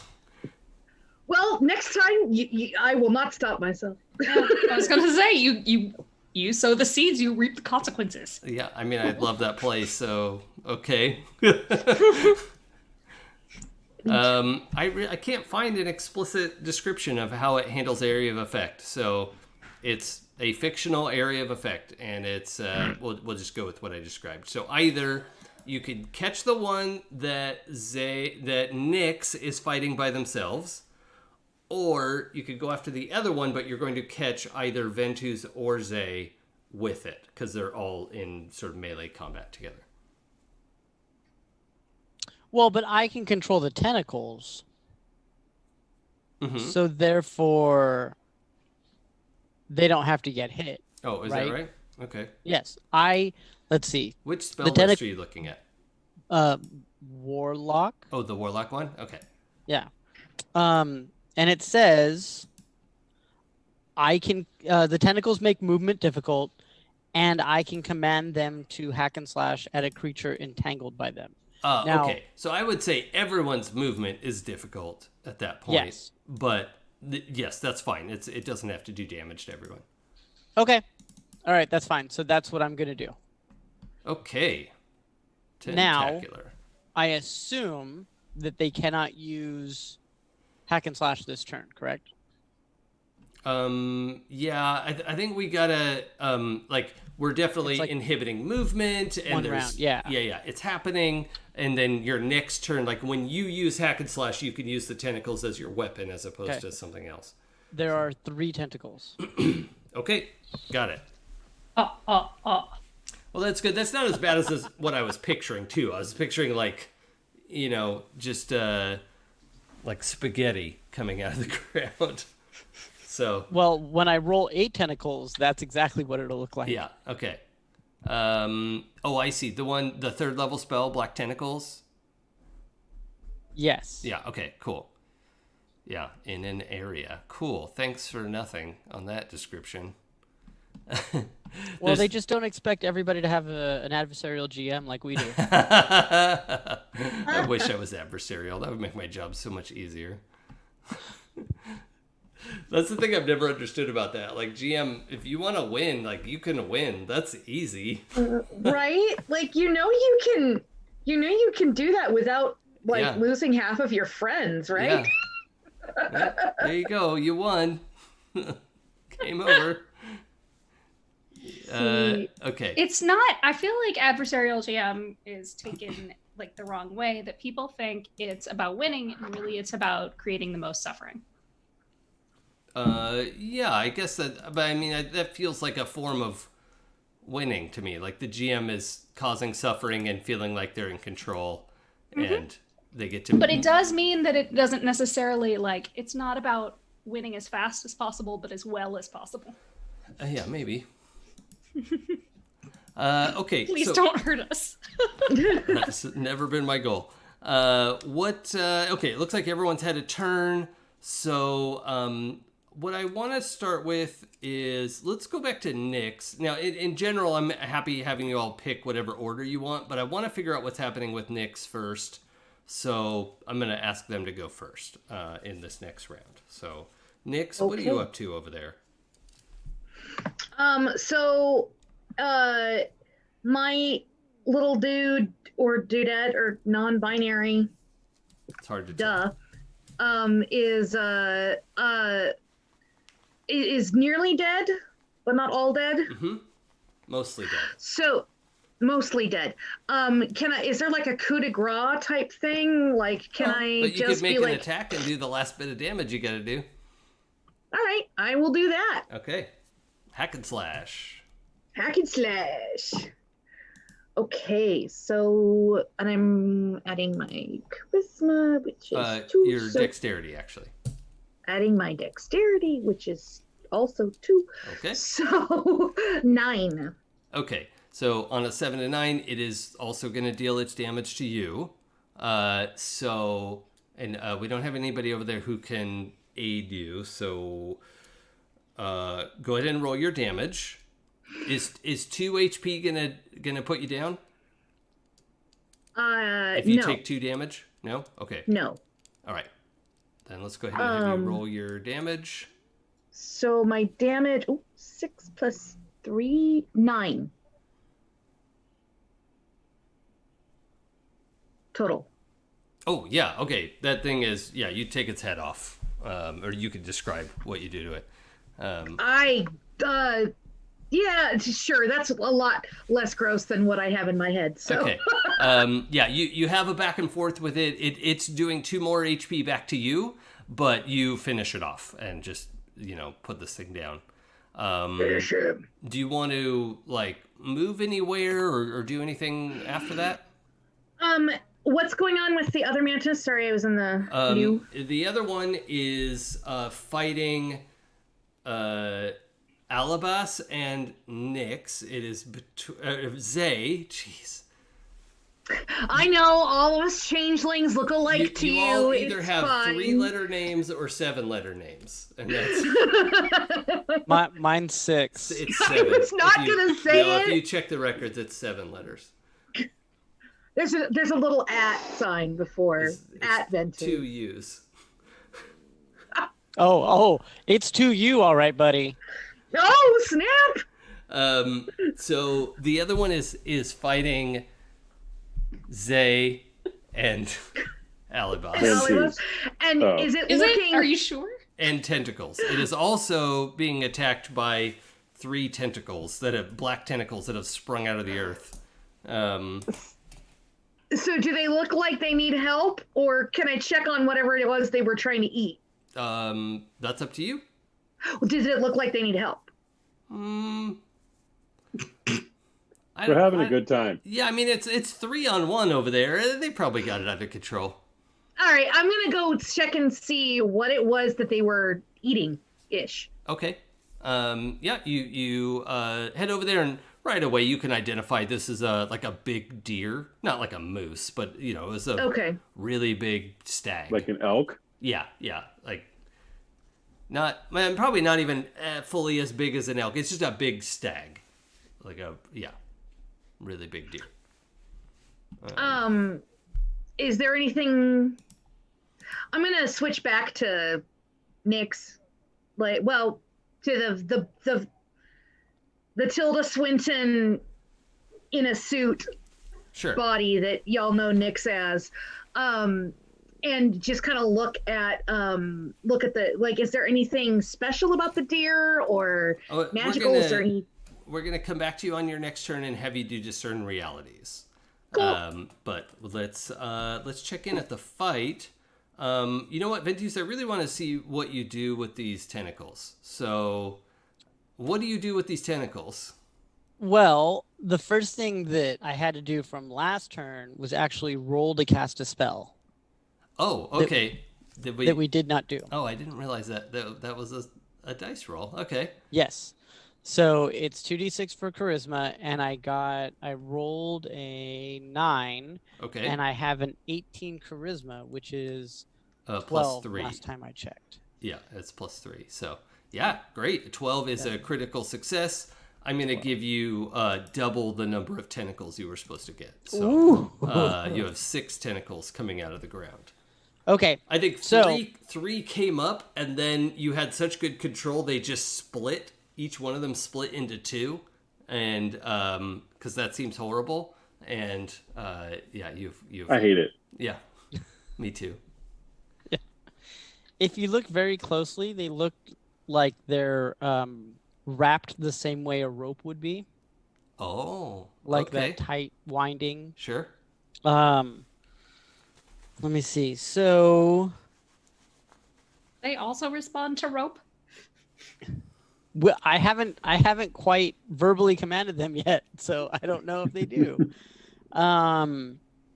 But in my mind, I'm just going to ask them to go after the main creature. Yeah. Here's the question. I use charisma instead of strength to do hack and slash. Mm-hmm. I assume they all do. Like, do they all do that damage? Like, why? So. Yeah, I don't think it's going to be that damage times 6. So. Do I roll 6 times? Yeah, let me look at that spell.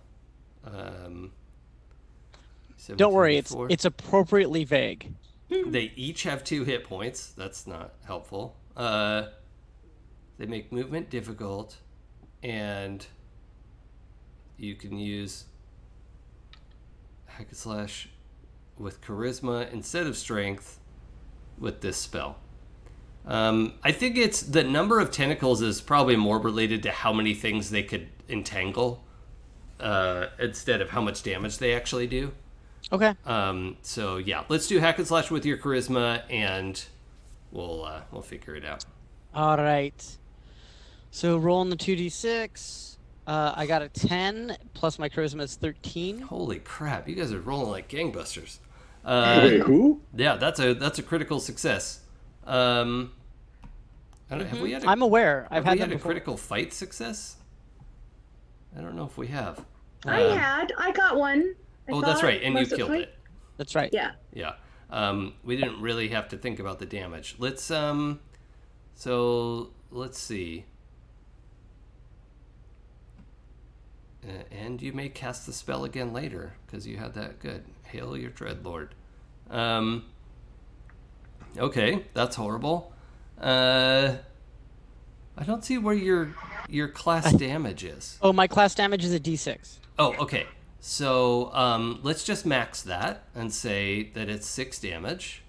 Okay. And I'm going to bypass this thing's armor because you're sort of grabbing it and crushing it. I'm going to give it 1 of its armor. So it'll take 5 damage. Okay. And I think this is the first time it's taken damage, right? Because the other 2 of you weren't able to get a hit in. Is that accurate? Correct. Okay. Yes. Great. So that's Ventuz and Nyx. Alaebas and Zay, who would like to go next? I can wait in reserve Okay. because I feel like my dice are a catalyst to fun right now. Catalyst of fun. Yep. This is true. They are. I shall take another swing at it with my blade of, magics. I like it. That's better. So that's a 10. Oh my. Okay, yeah, that's very good.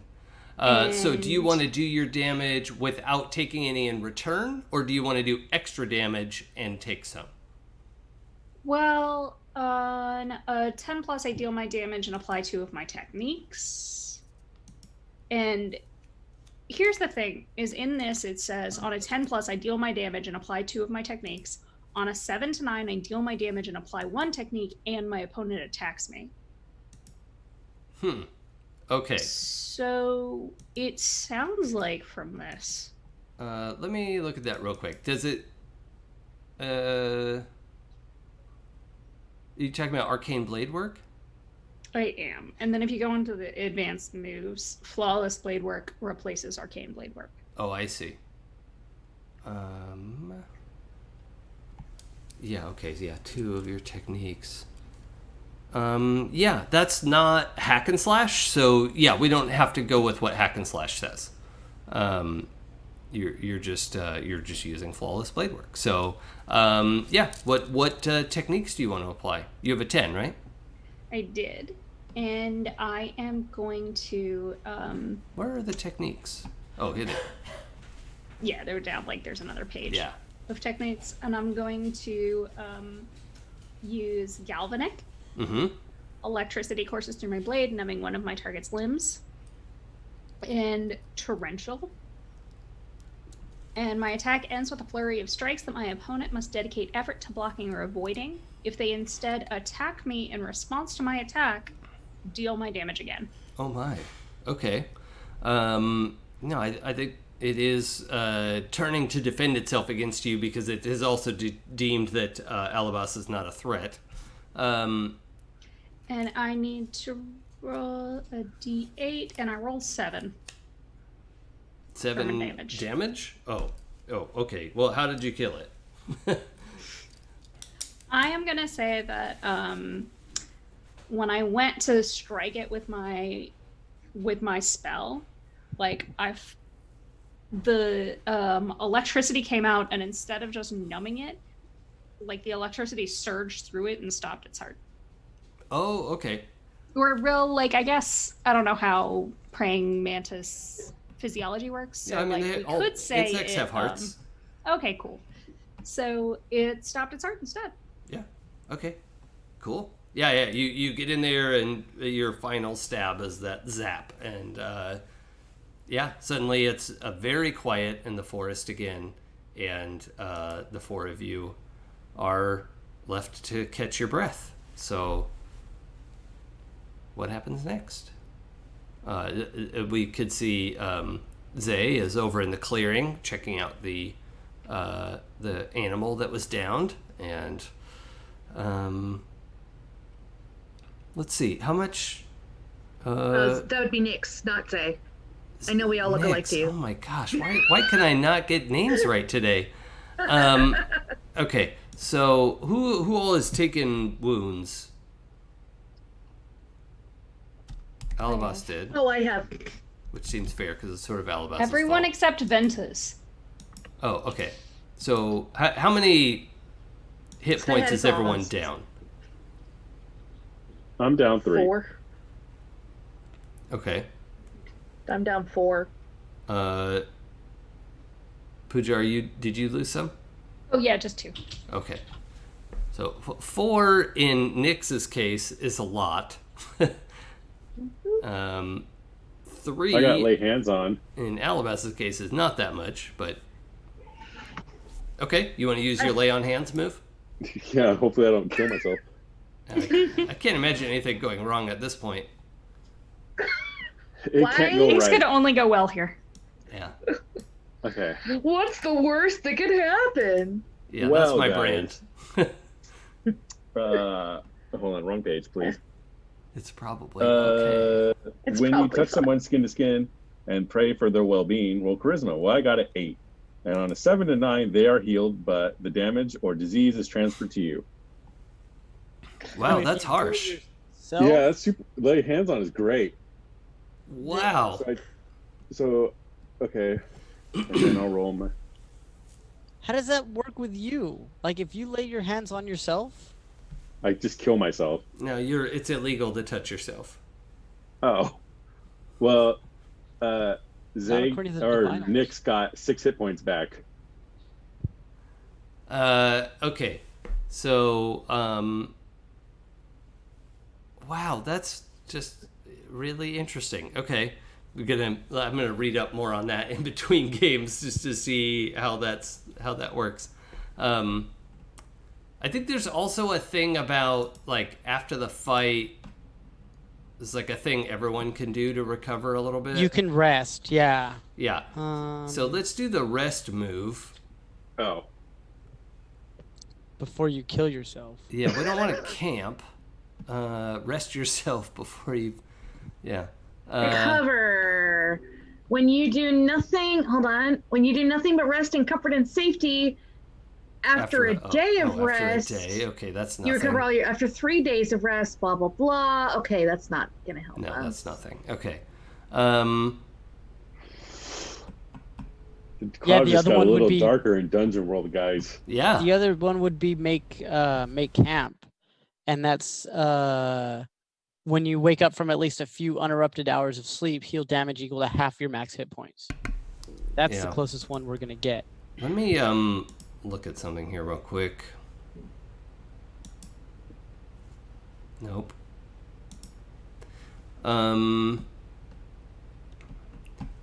So it's possible that the way we imagine Alaebas is, it may actually make more sense to use the cleric playbook,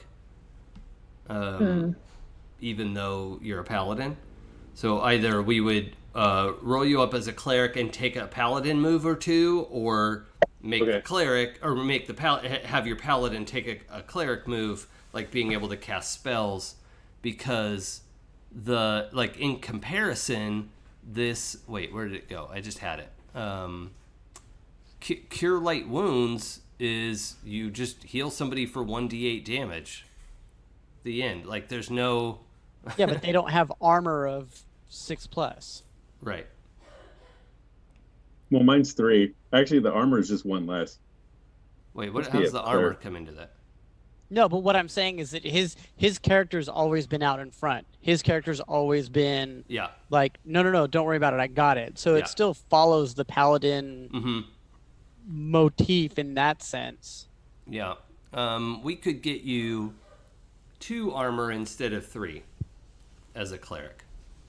So that would feel bad. But maybe we can get you cleric spellcasting or something. That's fine. We'll figure it out outside of this. Let's have you... let's just heal the 6. I don't want you to take that 6 damage. That's crazy. So you can heal them up, and we will follow up on this next time when I understand how this works a little better. Because that seems wild. That you have a very likely chance of hurting yourself And possibly dying, because it's not like we all have that many hit points. Right. So I think it's like maybe I've misunderstood something about how this works. It seems like it maybe would be like on a 6-, like you would heal your damage yourself. Like that kind of makes sense, but 7 and 9 seems crazy, like you said. Yeah, or that you would take half. Like I don't know. That's wild. Anyway, How much does the paladin want to sacrifice themselves for the wider group? Like that's what it all comes down to. yeah. I mean, but in the context of how other classes work, I don't know. I feel like maybe there's an update to it or something. Anyway, that's fine. And So there's one thing to say about like how much do you want to hurt yourself to help someone in the moment, and it's another thing to say like, hey, we're all fine now, and I'm gonna take my time. yeah, if it was like mid combat, maybe I would be more interested in this. But when you have all the time in the world to just like pump some healing spells in, there's got to be some sort of economy to do that, because like normal lay on hands is just dump hit points, here you go, and the cost is you run out of the ability to do that. So yeah, that's all right, we'll figure something out. You heal 6 hit points of and so Nyx, you only needed 4, right? Correct. So if you want to spread the other 2 to someone else, that's fine. We could do that. I'll spread them to Alaebas. Is he the only other one that's damaged, or is... Well, Alaebas is No. the one doing the healing spell, so let's... Oh, so so presumably he can help. With Well, yeah, Alaebas, where do you want that extra 2 to go? Well, we could give it to Zay, Okay. because I think he only needed 2, right? Yeah, I was only down 2. Okay, cool. Alrighty.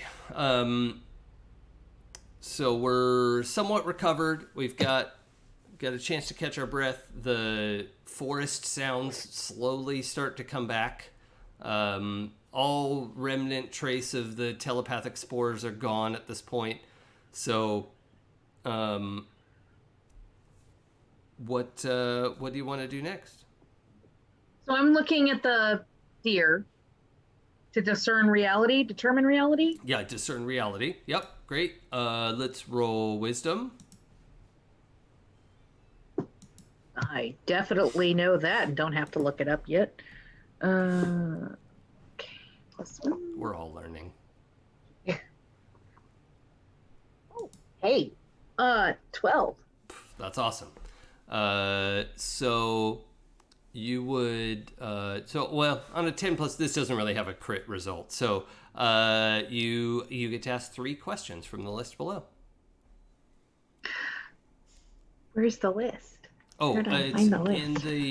the play sheets document up at the top. The Okay, Page 4, like the main dungeon world great. of the 33. Uh-huh. Okay. Oh, I see it The on page 2. questions. Oh, it's doubled. That's interesting. Oh, that's why I thought I was seeing the same information twice. Huh. Cool. I'm glad I'm not insane. All right. What should I be on the lookout for? Well, right now, I can tell you, you don't have to be on the lookout for anything, because the effect that these creatures have on the area, like everything is afraid of them. And for the time being, this place is essentially abandoned by anything that is big enough to hurt you. What here is not what it appears to be. I think probably the thing I could give you on that is that it's pretty surprising how picky they were about the kill. Again, this is the thing that I personally don't like to get super gory about, but like they were picking particular pieces from the kill. It's not just like slashed and ragged. They were collecting specific items. Yeah, I mean they were eating it, but yes, they were like, yeah, just this part, please, and yeah, yeah. Take the sweetmeats first. Yeah. Yeah, right. Who's really in control here? Not us. Okay, actually, yeah, now I'm going to take advantage of your critical success. There is a... It's my critical success dance. Yeah, what, What is Nyx's relationship to magic in general? Like, they respect it, fear it, wish they could control it, but aren't like are kind of like it's like electricity for a lot of people. Like they know that they don't need to know how it works, but it works. okay. And they can operate something that has a switch. Okay. I'm gonna have you roll plus int, please. Okay. I don't remember my int score. It's 13. That's +1. 4. Oh, awesome. Okay. Love it when the DM is glad that you didn't roll well. Well, the fun thing about It's, PBTA, Experience. yes, Yay! it is that. Also, 6- in PBTA doesn't mean a miss. I don't like calling it a miss. It means I take narrative control. And you might actually succeed at what you set out to do on a 6-, just maybe not in the way you were hoping to. So, the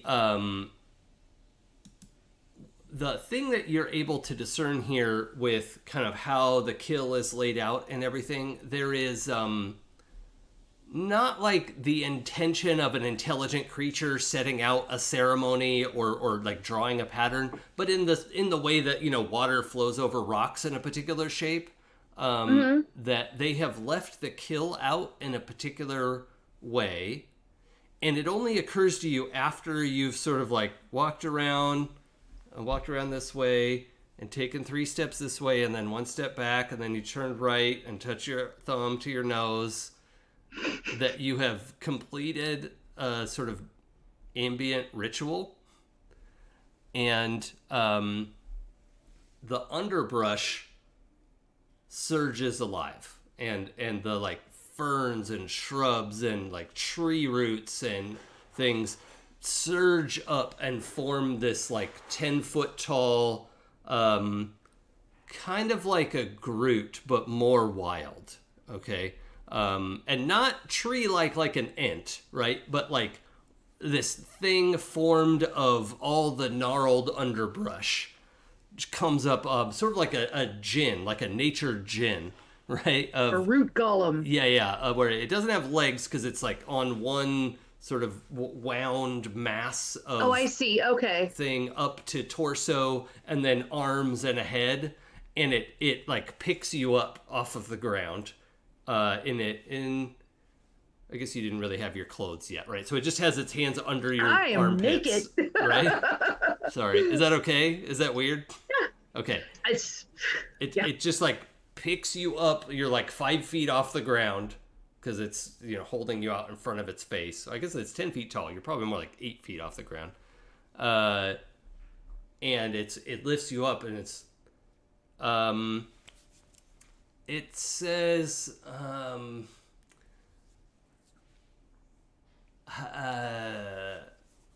who dares interfere here? Do I still get one more of those questions? Oh, I thought that was your third question. I got 4 because I got 12. Where does it say that?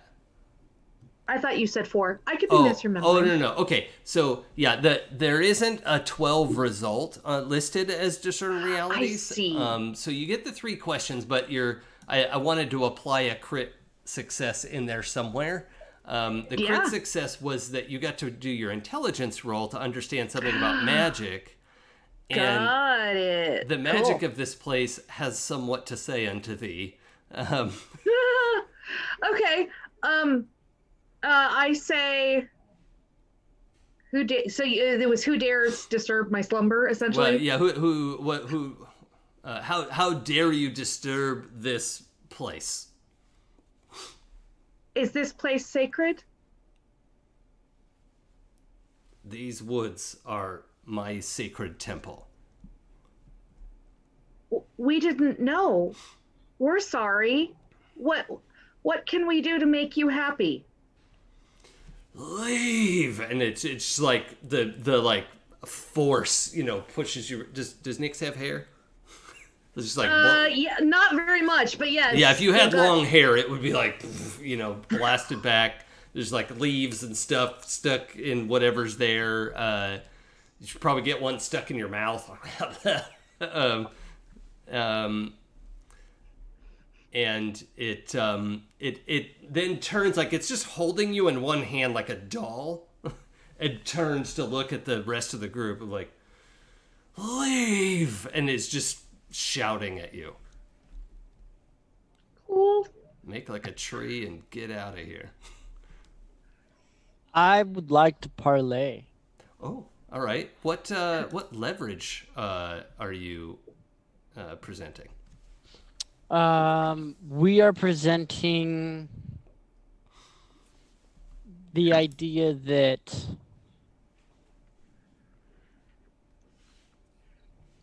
I want to show him that it seems like there's a lot going on here that is invading your forest. So your leverage is that you can help in some way. Yes, that we can help accomplish what they are looking for. Okay. All right, roll your dice. I have to grab a drink because my voice is about to quit. I will be right back. All right. Oh, I think he's too legit to Too quit. legit to quit? Hey. Wow. Hey. You're welcome. I rolled an 8, and I have a charisma of 18, so that's an 11. 10 plus. Congratulations. Suck it, Jason. Don't ever tell me I roll like shit ever again. Oh, he will. But he's wrong. Yes. Don't inflate his ego anymore. He doesn't need it. Who, His head's Jason? gonna become so big that like your small body won't be able to like deal with the gravity, like the Look, He'll be like new a center Funko of Pop balance. figure. Wow. I'm good at one thing in life, and it's rolling dice. Let on me 2d6 have it. systems. Let me have it. Actually, D20s too. I did some pretty good stuff on D20s. I seem to recall you cursing rolls a few times. Maybe, but only because I wanted to see where the story went. I feel like I'm just black holing all the bad luck for everybody. We appreciate that. That's my aid skill. Yeah, your 8 other is let me just take the suck rolls. Yeah. Sorry about I that. like it. Sounds No, like you're my not. time in college. What? What? Wait, what did I Nothing. miss? I don't know. I'm making terrible jokes. I have to say I'm seeing the Twitch chat. I'm proud of you all, honestly. Why? All the viewers in chat take 1 XP. I mean, not the players. None of you people. Aw. Oh. Thanks. Is it because they're being kind? Or No, it's because they're being punny. Yeah. Oh. And I'm proud of all of you, really. They're really good. Oh my god! Now I'm reading them. Yeah. Yeah. I'll use Twitch to watch the replay, guys. The and greater I better good. have Sorry. exceeded Yeah, for expectations. our podcast friends, if you go check at the hour and 10-minute mark, 2 hour, 2 hour, and 10 minutes? 2 hour and 20-minute mark, according to this. Go look at the chat dialogue. it's pretty amusing.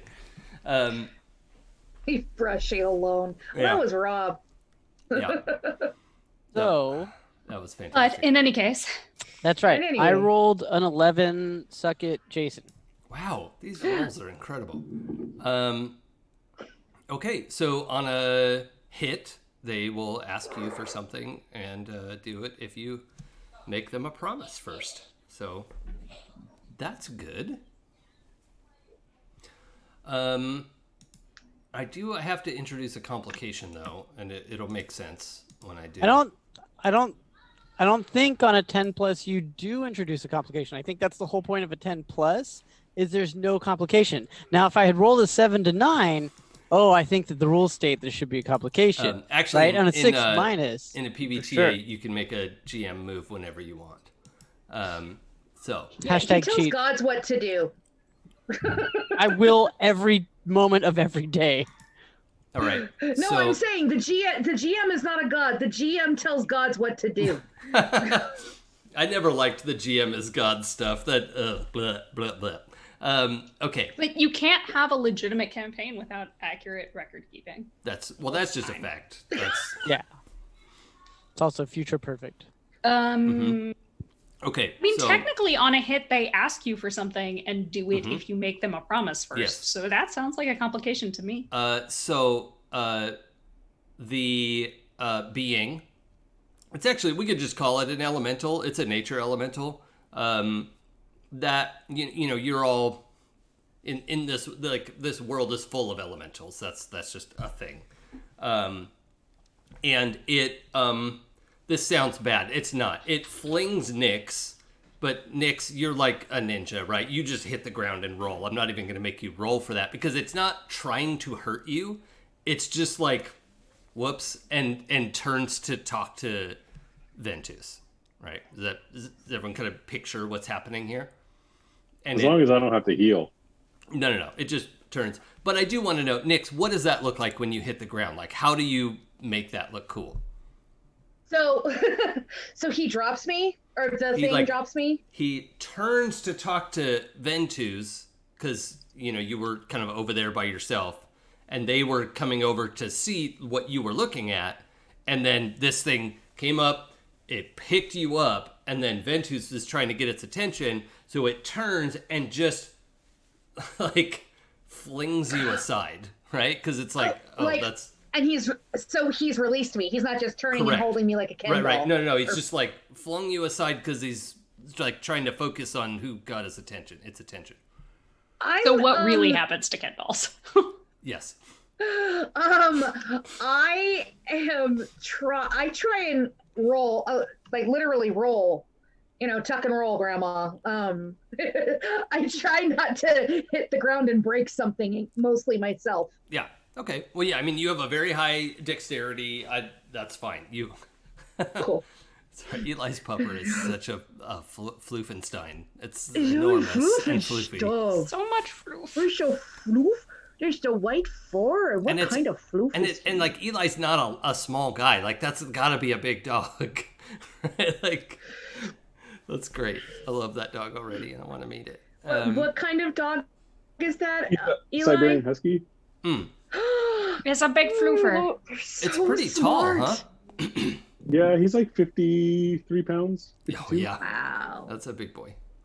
You'll notice that dude climbing in bed with you. Yeah. Yeah. All right. So, Sorry. Grandma Nyx is flung to the side. They're able to roll to safety, and I think you actually probably wind up in a pile with your pack and stuff that you were trying to get back to because your clothes and all that. And I imagine you're like pulling on some of your, you know, because you had your studded armor and all that stuff, right? Does that seem fair? That I'm putting my pack back on? Yeah. Yeah, your armor and all that. Yeah, okay. Mm-hmm. So, Ventuz, this thing turns to face you, and it's, you know, has a little bit of trouble focusing. It's like trying to figure out who's talking, but you're pretty big, right? So it's focuses in on you, and sorry, a lot happened. What was it exactly that you were asking it to do? Well, I was asking it if it would like to have a conversation so we could help it make sure everything in the area that was bothering it would leave, including the lightning rail. Mm-hmm. Okay. It turns to you, and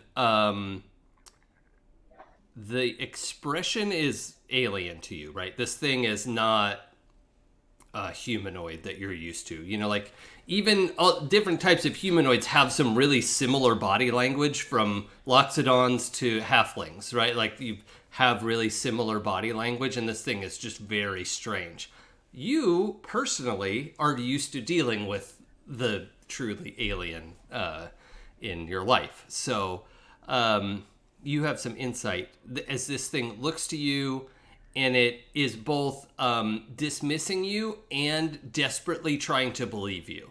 And it says, "You can't possibly help me. Can you help me?" And you see this just wild expression. It's moving these, like branchy eyebrow, and there's just this white light in where the eye sockets are.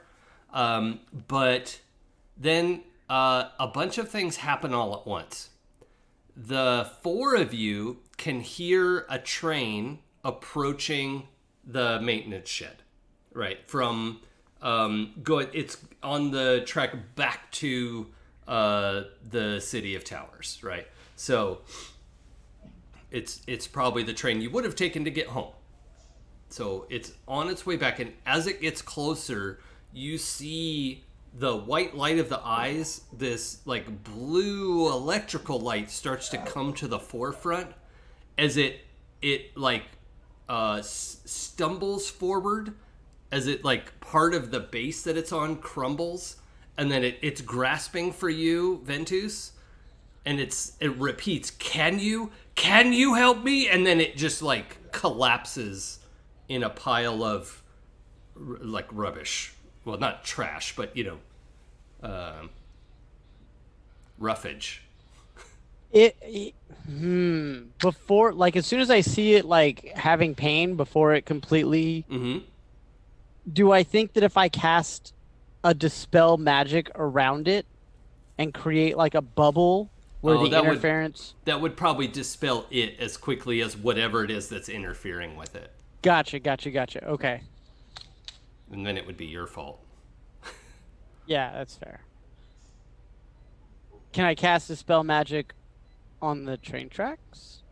They're pretty far, and those things exist on a pretty massive magic scale of like we don't want people to be able to tamper with it easily. Okay. So, but they're also like 100 yards away through the woods, so. It just said. Oh, that's interesting. It just says powerful magic is just reduced or dampened.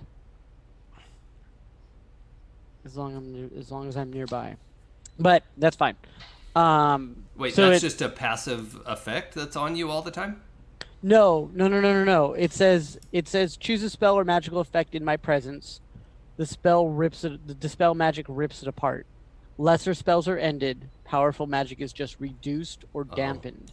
Okay. As long as I'm nearby. And that's an active spell that you have to cast? It's an active spell. Yeah. So like I would have to focus and then throw it up to basically create like a sound wall almost. You know what? I'm open to it if you want to roll with disadvantage. Yeah, dude. That's okay. fine. But I mean the 6- threat is higher in that case, so I just want to be clear about that. We don't have to worry about it because it won't get there. I like that. All right. GMs, this is the kind of player you want. So I rolled 2, 2, and 2. So 2 plus 2 is 4, plus 3 for my charisma is a 7, motherfucker. For the skin of your motherfucking teeth. Yep. Don't matter. Success is success, yo. Well, I mean, mixed success is mixed success. Does it have the word success in there? I just wanted to look around. Yep. Okay. Yeah. It looks like you get to pick the 7 to 9 thing. Do you see your cast a spell move? Oh yeah, I do. That's on my sheet. Mm-hmm. I like these options too. I think these are different from what the wizard has. This is terrible. Oh, okay. Here we go, because this isn't going to mess with the party at all. You draw unwanted attention to and put yourself in a spot. Yeah. The GM will tell you how. Yep. Okay. This is great. All right. So yeah, you are able to throw up a shield, and the this sort of wall of effect. You can feel it pushing back, and you are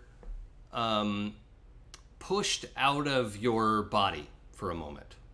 All right. So you your sort of astral self. We'll pull like a Doctor Strange moment, where you're up and out of your body for a moment, and you can see so that the bramble elemental doesn't really fully dissipate now. As I had said before, it actually, like, some of it is able to like cling. It's like grabbing onto your clothes, but now it's smaller than you, right? And it's like desperately like clutching at you. But you get blasted out of your body and up into the air a little bit, and surging through the canopy as the train goes by, you see the awareness of the lightning elemental seething through the trees and staring at you, and it points at you, and you know you have been marked. You don't have the opportunity to counter it, but you have been marked, and the other three of you, you see, where do you want this scar to appear, Ventuz? But it should be on a visible part of your body, because that's fine. Yeah. So is it? It's basically a burn. You are not burned and you're not harmed. You're not taking HP damage, but you have a burn scar. Down the left eye, like across Here, like your, a like little on your notch. face. Yeah. yeah, exactly. Okay. So all of you watch this happen in real time. It's as if an old scar forms out of nowhere. And the just the baleful glare of this lightning elemental as the train passes by, as it's trying to get through this barrier that you've set up, and then the train is going so fast that it's just a moment, right? And then you get sucked back into your body, and you are returned to yourself. And actually, I think, Ventuz, I'm going to say, from your point of view, you have always had this scar, but you're not sure where you got it.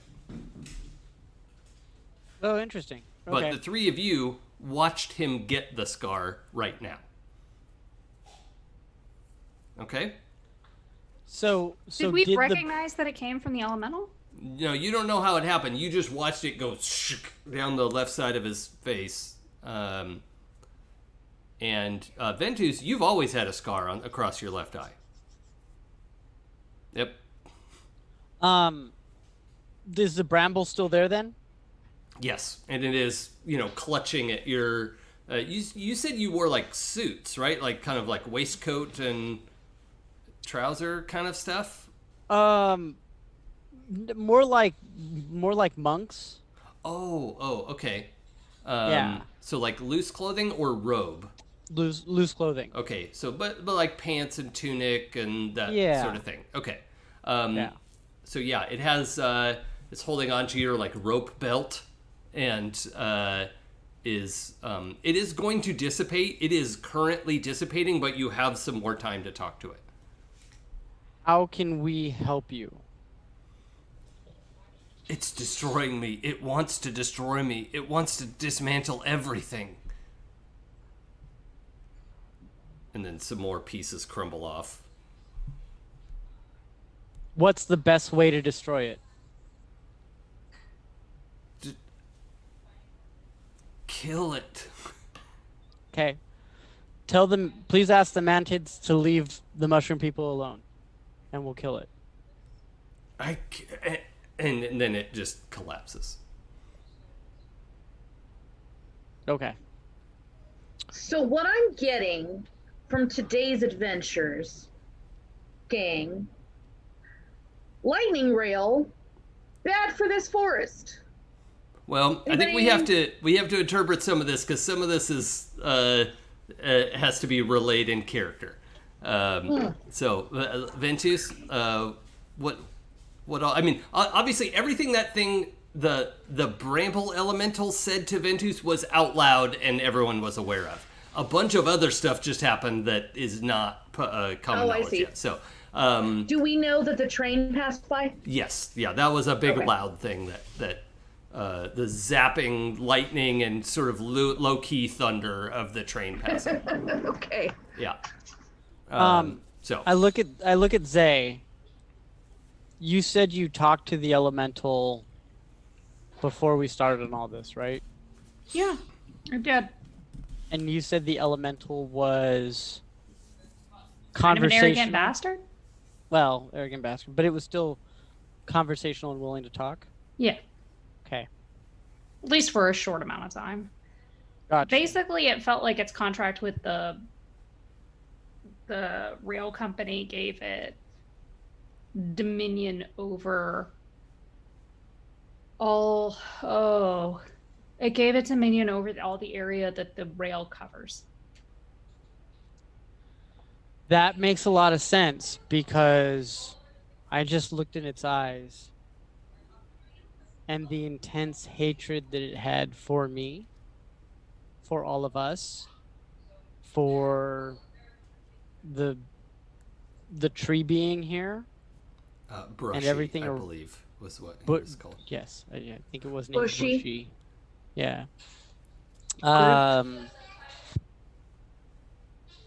It It hates makes us, sense. and it hates thinks everything around us. that- It thinks that that we're invading its territory. I've looked into some dark places. There was a lot of pain and anger there. And frankly, I want to stop it even more than I originally did, but I also want to permanently stop it. I'm still kind of putting on my gear, and I'm like, did anybody else notice that Ventuz has a scar now? I've always had that. Are we going to talk about? No, you haven't. bro. We just watched you get it. What are you guys talking about? Like I've had it since I was a kid. Like Or you got it 30 seconds ago. Like we You got watched it happen. Just Yeah. now. maybe the light like shined on it, so you saw it appear. But as far as I know, I've always had it. If you mean by light shining on it, you mean scar literally forms in your skin over the space of, a couple of heartbeats while we watch, then yes. That's what Yeah, that's accurate. How did you get the scar? I don't remember. It must have happened when I was a kid because it's always been there. Like maybe you guys just don't notice as much because you're down there. It's a pretty I'm up big here. scar. You don't remember getting a scar over your eye? You would have almost mean- lost the eye. Ventuz, we've been together since the Talenta Plains. You just got that scar.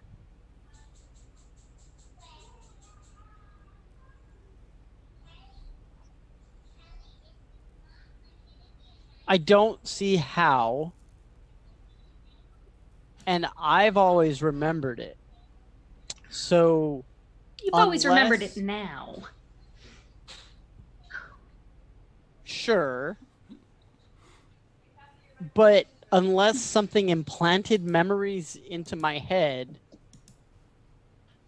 I don't know, number one, what that something would be. Number two, why they would do it. And number three, why it would just be this little nix. What would you say to somebody who their companions watched something about their appearance change, but they had no memory of their appearance? They had memories of their appearance always being that way. I would say that there was a lot going on in a split second in time, and maybe things changed where it just became more noticeable. Can I spout lore? Oh yeah, yes, yeah. Sorry, that was at me. I was just enjoying the conversation. That's a 12. Good, Jason, because I was like, what did you call me? I don't, I was like, wait, what? Yeah, spout lore with a 12. Oh, this doesn't have a crit result listed either, but The GM will tell you something interesting and useful about the subject relevant to your situation. One,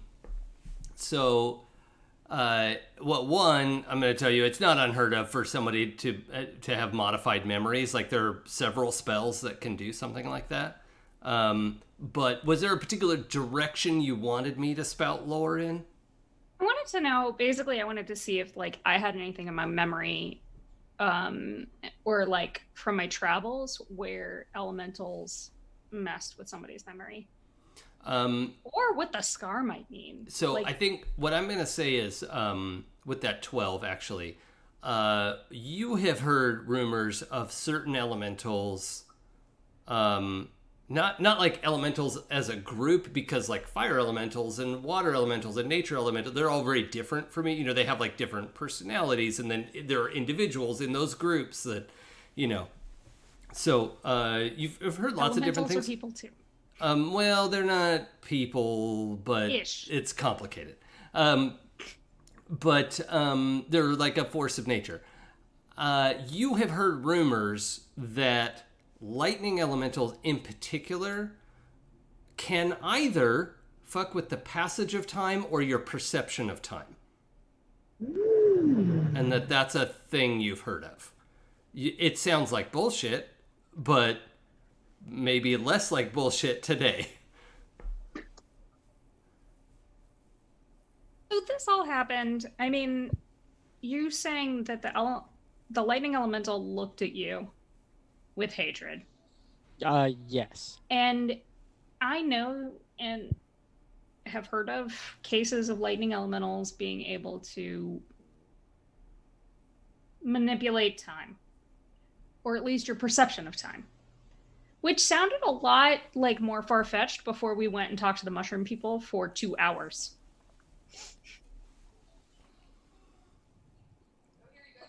Okay, but can they scar people as part of this time manipulation? Like, Possibly. I mean, they I can don't know manipulate energies. So if the elemental manipulated the passage of time and was able to give you the scar in the past, you don't remember how you got it. You would have always had it to you, but you were then divergent timelines. My brain hurts. okay, I'm willing to go down that path. I mean, it honestly, it seemed like a weird power for a being that voluntarily runs a train to have, but The trains mushroom always run on people. time. I mean, yeah, I was about to say... And the trains always run on time. They're like literally never late. That is what I was about to say. 110% of the time. Yeah. Yes. It just comes back to me as to why. Like, why would it even bother scarring me and then messing with it? Like, there's no point. Except it really, really hates you. I think it hates us. I mean, Yeah, it didn't mark me. or me. Well, maybe it thinks that it was trying to manipulate the time, right? Like maybe it thought that you were trying to take it off schedule, so it took that sort of malevolence to prove a point. I mean, you also were protecting the bushy dude, right? Sure, but if it's that sensitive, then it really needs to get a grip. I mean, it's pretty sensitive. It really believes that in the contract it has with the house that runs the rails, it dictated the terms.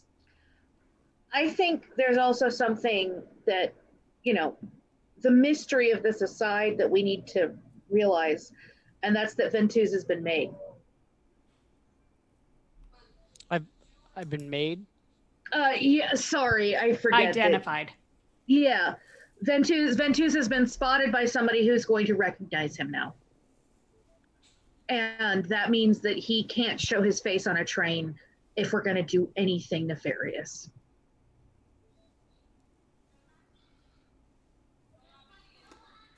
technically, we're all recognizable now. Well, technically, Are he we? wasn't really doing anything nefarious against the train. He just happened to be in the general vicinity of the train as it Right, went by. Right, but the thing marked his face. So And if it interfered. sees him, it's going to remember that, and it becomes traceable. Lightning Elemental will remember this. So if I get on the train, it's not going to move. Sounds great to me. Personally, No, that's I'm not. very against all of this stuff. And at this point, if that's the attitude of all the elementals, and that's their belief, and I don't know if it is or They're isn't. not all like that. I've talked to other Okay. ones. They're very they're different. It's This they're all one different. needs to go to elemental afterlife because it is not a good thing. It is a bad thing. I have come across many bad things. This is a bad thing. Can I spout lore about elementals Sure. in general? And that's intelligence Yep. or wisdom? Int. Int. I mean, With the 7. Master Vidar has a point. You tried to dispel magic on the train. With It the was 7. near the train. It was a sound wall. It was like, oh, it's really loud here. Let's like I want to put up a thing so we don't know the freeway's there. get these MFing spells off this MFing train. That's right. What'd you get, Claire? 7. Okay. So I will tell you something interesting. It's on you to make it useful. What kind of area you wanted to know about elementals? About their general alignments and personalities. Okay. I think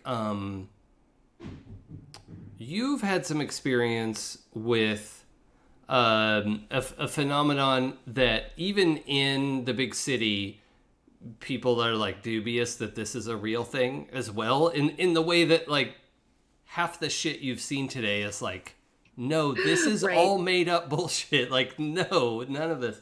But you personally have come across an elemental of a neighborhood, right? That is like constructed of the personalities that live there, of like the cultural identity of that neighborhood. And that is like, you have met one of those, like literally. It's not a thing that you've heard about. You literally I've met an egregore, basically. Yes. Yeah. Oh, wait, Yeah. a what? An egregore. I don't know what that is. It's a pagan thing. It's the spirit that is created by the people in a space. Yes. That represents the people and the space. Yep. It's that. Awesome. I'm going to have to go Okay. read that. I'm going to have to read about that. That's, yes, you met one kind of near the docks. It wasn't the dock area, but it was near there. And you ended up helping it out like 20 years ago. Okay. But what you know is that elementals can start out as sort of like a neutral, just sort of aspect of nature. You know, like a regular storm cloud doesn't have attitude, right? It doesn't care who it's raining on. But Right. over time, like what you're describing, right? The beings that live in that area can influence it. And so if you hadn't So it seen... absorbs it absorbs what's in the people around it and the beings around it. People's like intentions and hopes and dreams and goals and that sort of stuff. Okay. But Great. you also know there's an entire plane of existence devoted to like fire elementals just doing fire elemental shit that has nothing to do with what humanoids want, right? That they're Right. just carrying out the bizarre plans of fire elementals of like, well, you know what we need is another volcano. Whatever Right. it is they do, right? Yeah, exactly. So that's very helpful. So what I say to Ventuz is, I don't think that's that one. I don't think elementals don't think that way. They don't think. They are mirrors of the things that are around them. So if that elemental is angry, it's because something made it angry. It's not that it was angry when I talked to it. Oh, Arrogant. it was angry. No, I'm Like- saying I don't know. We don't know if it was the same one. I'm saying if the one that marked Ventuz is angry and hateful, it's because something or someone made it angry or hateful. Pooja, I'm gonna slack you a word that pops into your character's head.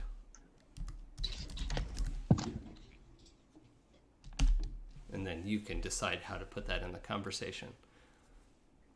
So I don't know if it was the same train that we went on, but whatever elemental was doing that, I can only describe it as malevolent to everything in its path.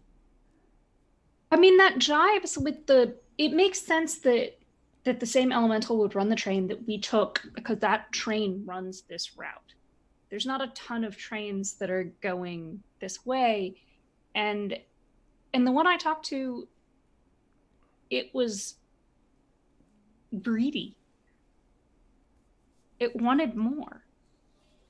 More trains, More power, control, more power.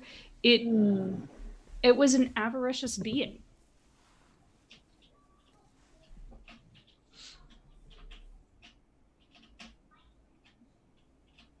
I don't. Maybe because I don't understand elementals to that extent. But I don't see how this, and I point to the disintegrated leaves and piles of junk, being within what, like 150 yards, 200, 300 yards, however far away, impinges on its power base. It feels like this all belongs to it. That's what I'm saying, is that when I talked to it on the train, it had the idea that this contract allowed it to rule this area. It is the ruler of, at the minimum, the train, but if it's greedy for more, it's taking over and destroying anything that comes within its bounds that it can reach as the train passes through. The reason why it was so angry with you is because it was attempting to take out a rival spirit and you stood up against it. That's interesting. That sounds like a bully to me. I mean, wouldn't disagree. Is it okay if I take us over to the maintenance building while you're having this conversation? Sure. That we sort of close that distance, or did you want to make a point of like being here to investigate this site more? We can come back to it if we need to. That's true. Yeah. I mean, you could see the maintenance. It's like 100 yards through the woods, so We can walk and talk. yeah, it's a bit of a but it's not that far away really. So when you get there, I just we have to wrap up here pretty soon, but I wanted to have us see that the maintenance shed is essentially abandoned. There are some like rusty old tools like hammers and picks and things like that that are hung up in a building that looks like it's not a large building. It's got a couple of work tables in it. It's got some helmets and tools hung up on the wall. It's got enough stuff for like 5 or 6 people to go out and do some work. It's not like you wouldn't want to live here for any extended period. I mean, you could have, a couple maintenance people could have like put out bedrolls and spent the night if they had to. It wouldn't be that big a deal. But the building looks like nobody's been here in a long time. It certainly hasn't been repainted. And the weird thing is, if this train route has only been here for a year, this place looks like it's been abandoned longer than 1 year.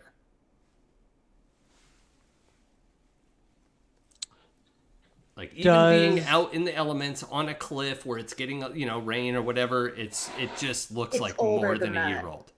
What's that, Claire? I was saying it's older than that. It's older than a year. Sure looks older than a year. And does the train going by alter time around it?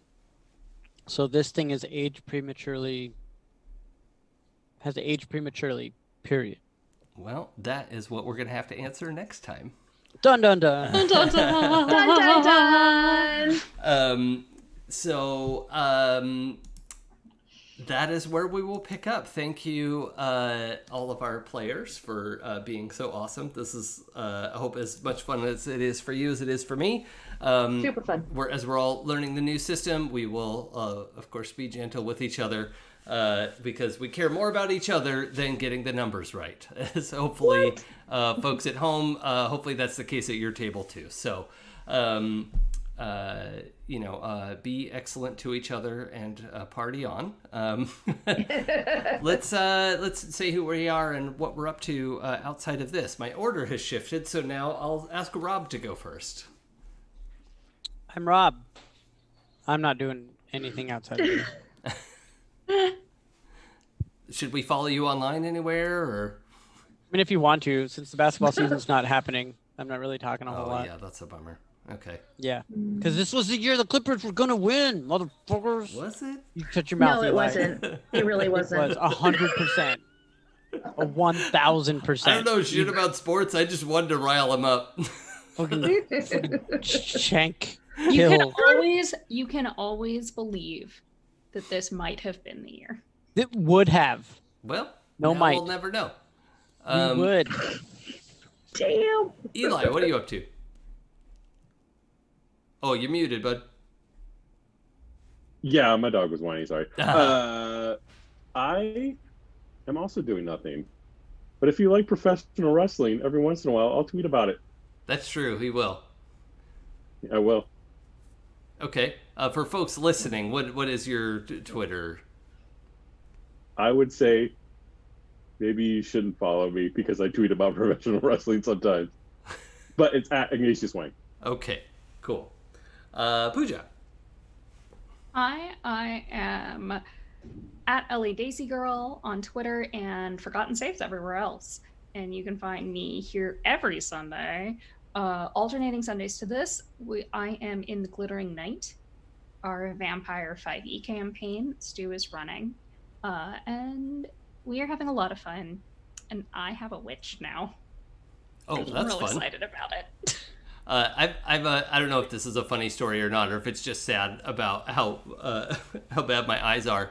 But I followed you online for a long time, and much too long a time to still think your handle was LA Design Girl.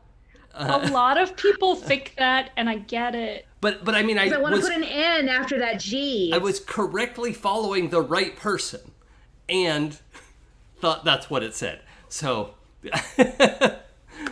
Not the case. Funny. That's not it. Claire. I'm Claire. I am at CBDubs on Twitter, Insta, TikTok now. For all fun. That. Okay. Yeah. Also, I have neglected to mention that I'm in a band with Kimmy. Oh, yeah. Called the Mary Sues. We have exactly one video that's out, and it's hilarious. It's and Baby amazing. Yoda. It's the Baby Yoda Carol. What's the Mary Sue's Twitter? At Mary Sue's Band everywhere. MarySue'sBand.com. Mary Sue's Band on Facebook. At Mary Sue's Band. And then also you can follow my Chevron shenanigans at Merry Wives everywhere. So. Yeah, it's a very good video. Everyone should go watch it. It's so good. The song is very clever. Thank you. That's our group. Oh, I'm Jason. Hi. You can follow me at It's Probably Okay. That's also my personal Twitch channel. It's Probably Okay. I am here every other Sunday running this fantasy game. And I am here every other Monday, the opposite week from this, playing in Kadave's Things from the Flood game. I always get that and Tales from the Loop. I just conflate all of the words. Like, yeah. I do that too. I constantly call it Tales from the Flood. Yeah, I blame Tales from the that Flood. and LA Design Girl on my dyslexia. So that Sure. I'll just cover that. Jason, didn't you make a game too? I did. I made a game called Demigods. You can find it at demigodspbta.com. There's a fully playable quick start guide there, and should have some big news out on Monday for the state of the manuscript, which I think... Does it count Tomorrow? as having made a game if I don't have the Kickstarter rewards in my hand? Uh-huh. It does. I don't think it does. So... Timmy's going to be sending you a really strongly worded letter. Yeah, that is. Oh, trust me, I've gotten some of those already. Thanks.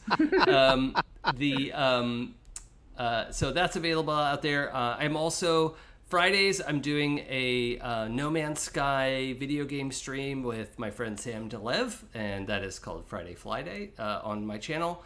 And Monday morning is Return to the Spider-Verse. We're doing a Masks actual play. Saturday morning. Saturday morning? What did I say? Monday morning. What? Okay. It's Saturday is like the Monday of the weekend. Yeah, so it Saturday makes sense. morning cartoons. Wait, what? So, I got it. It's fine. We have a Masks actual play set in the Into the Spider-Verse world post the movie. And It's amazing. That's a lot of fun. We've got a few episodes of that in too, so feel free to go check It's that out. so good. Thank you. And I think that's it. Oh, I have a thing to close this out properly. The things you need to know. That if you want to catch up on past episodes of this, you could go to happyjacks.org/City of Towers or happyjacks.org/shows for everything that we do.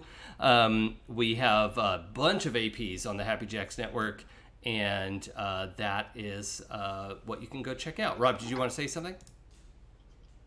No, he's pointing at the light. I'm pointing to our social channels. Okay, cool. Yeah, Floating all of that. above my head. Twitter, Facebook, Instagram, Happy Jacks RPG. We've got a forum. You could go chat about this show or other shows, I guess, if you want.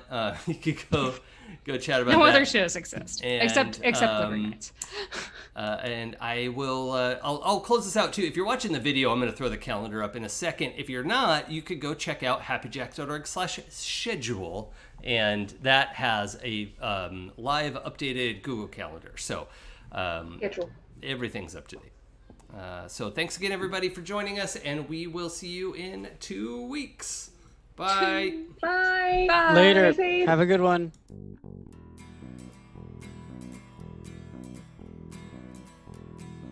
If I told you the things I've seen on my ways,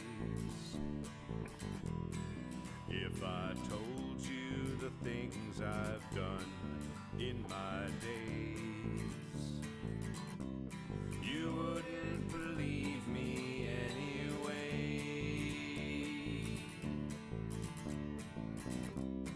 So it's best I just don't say.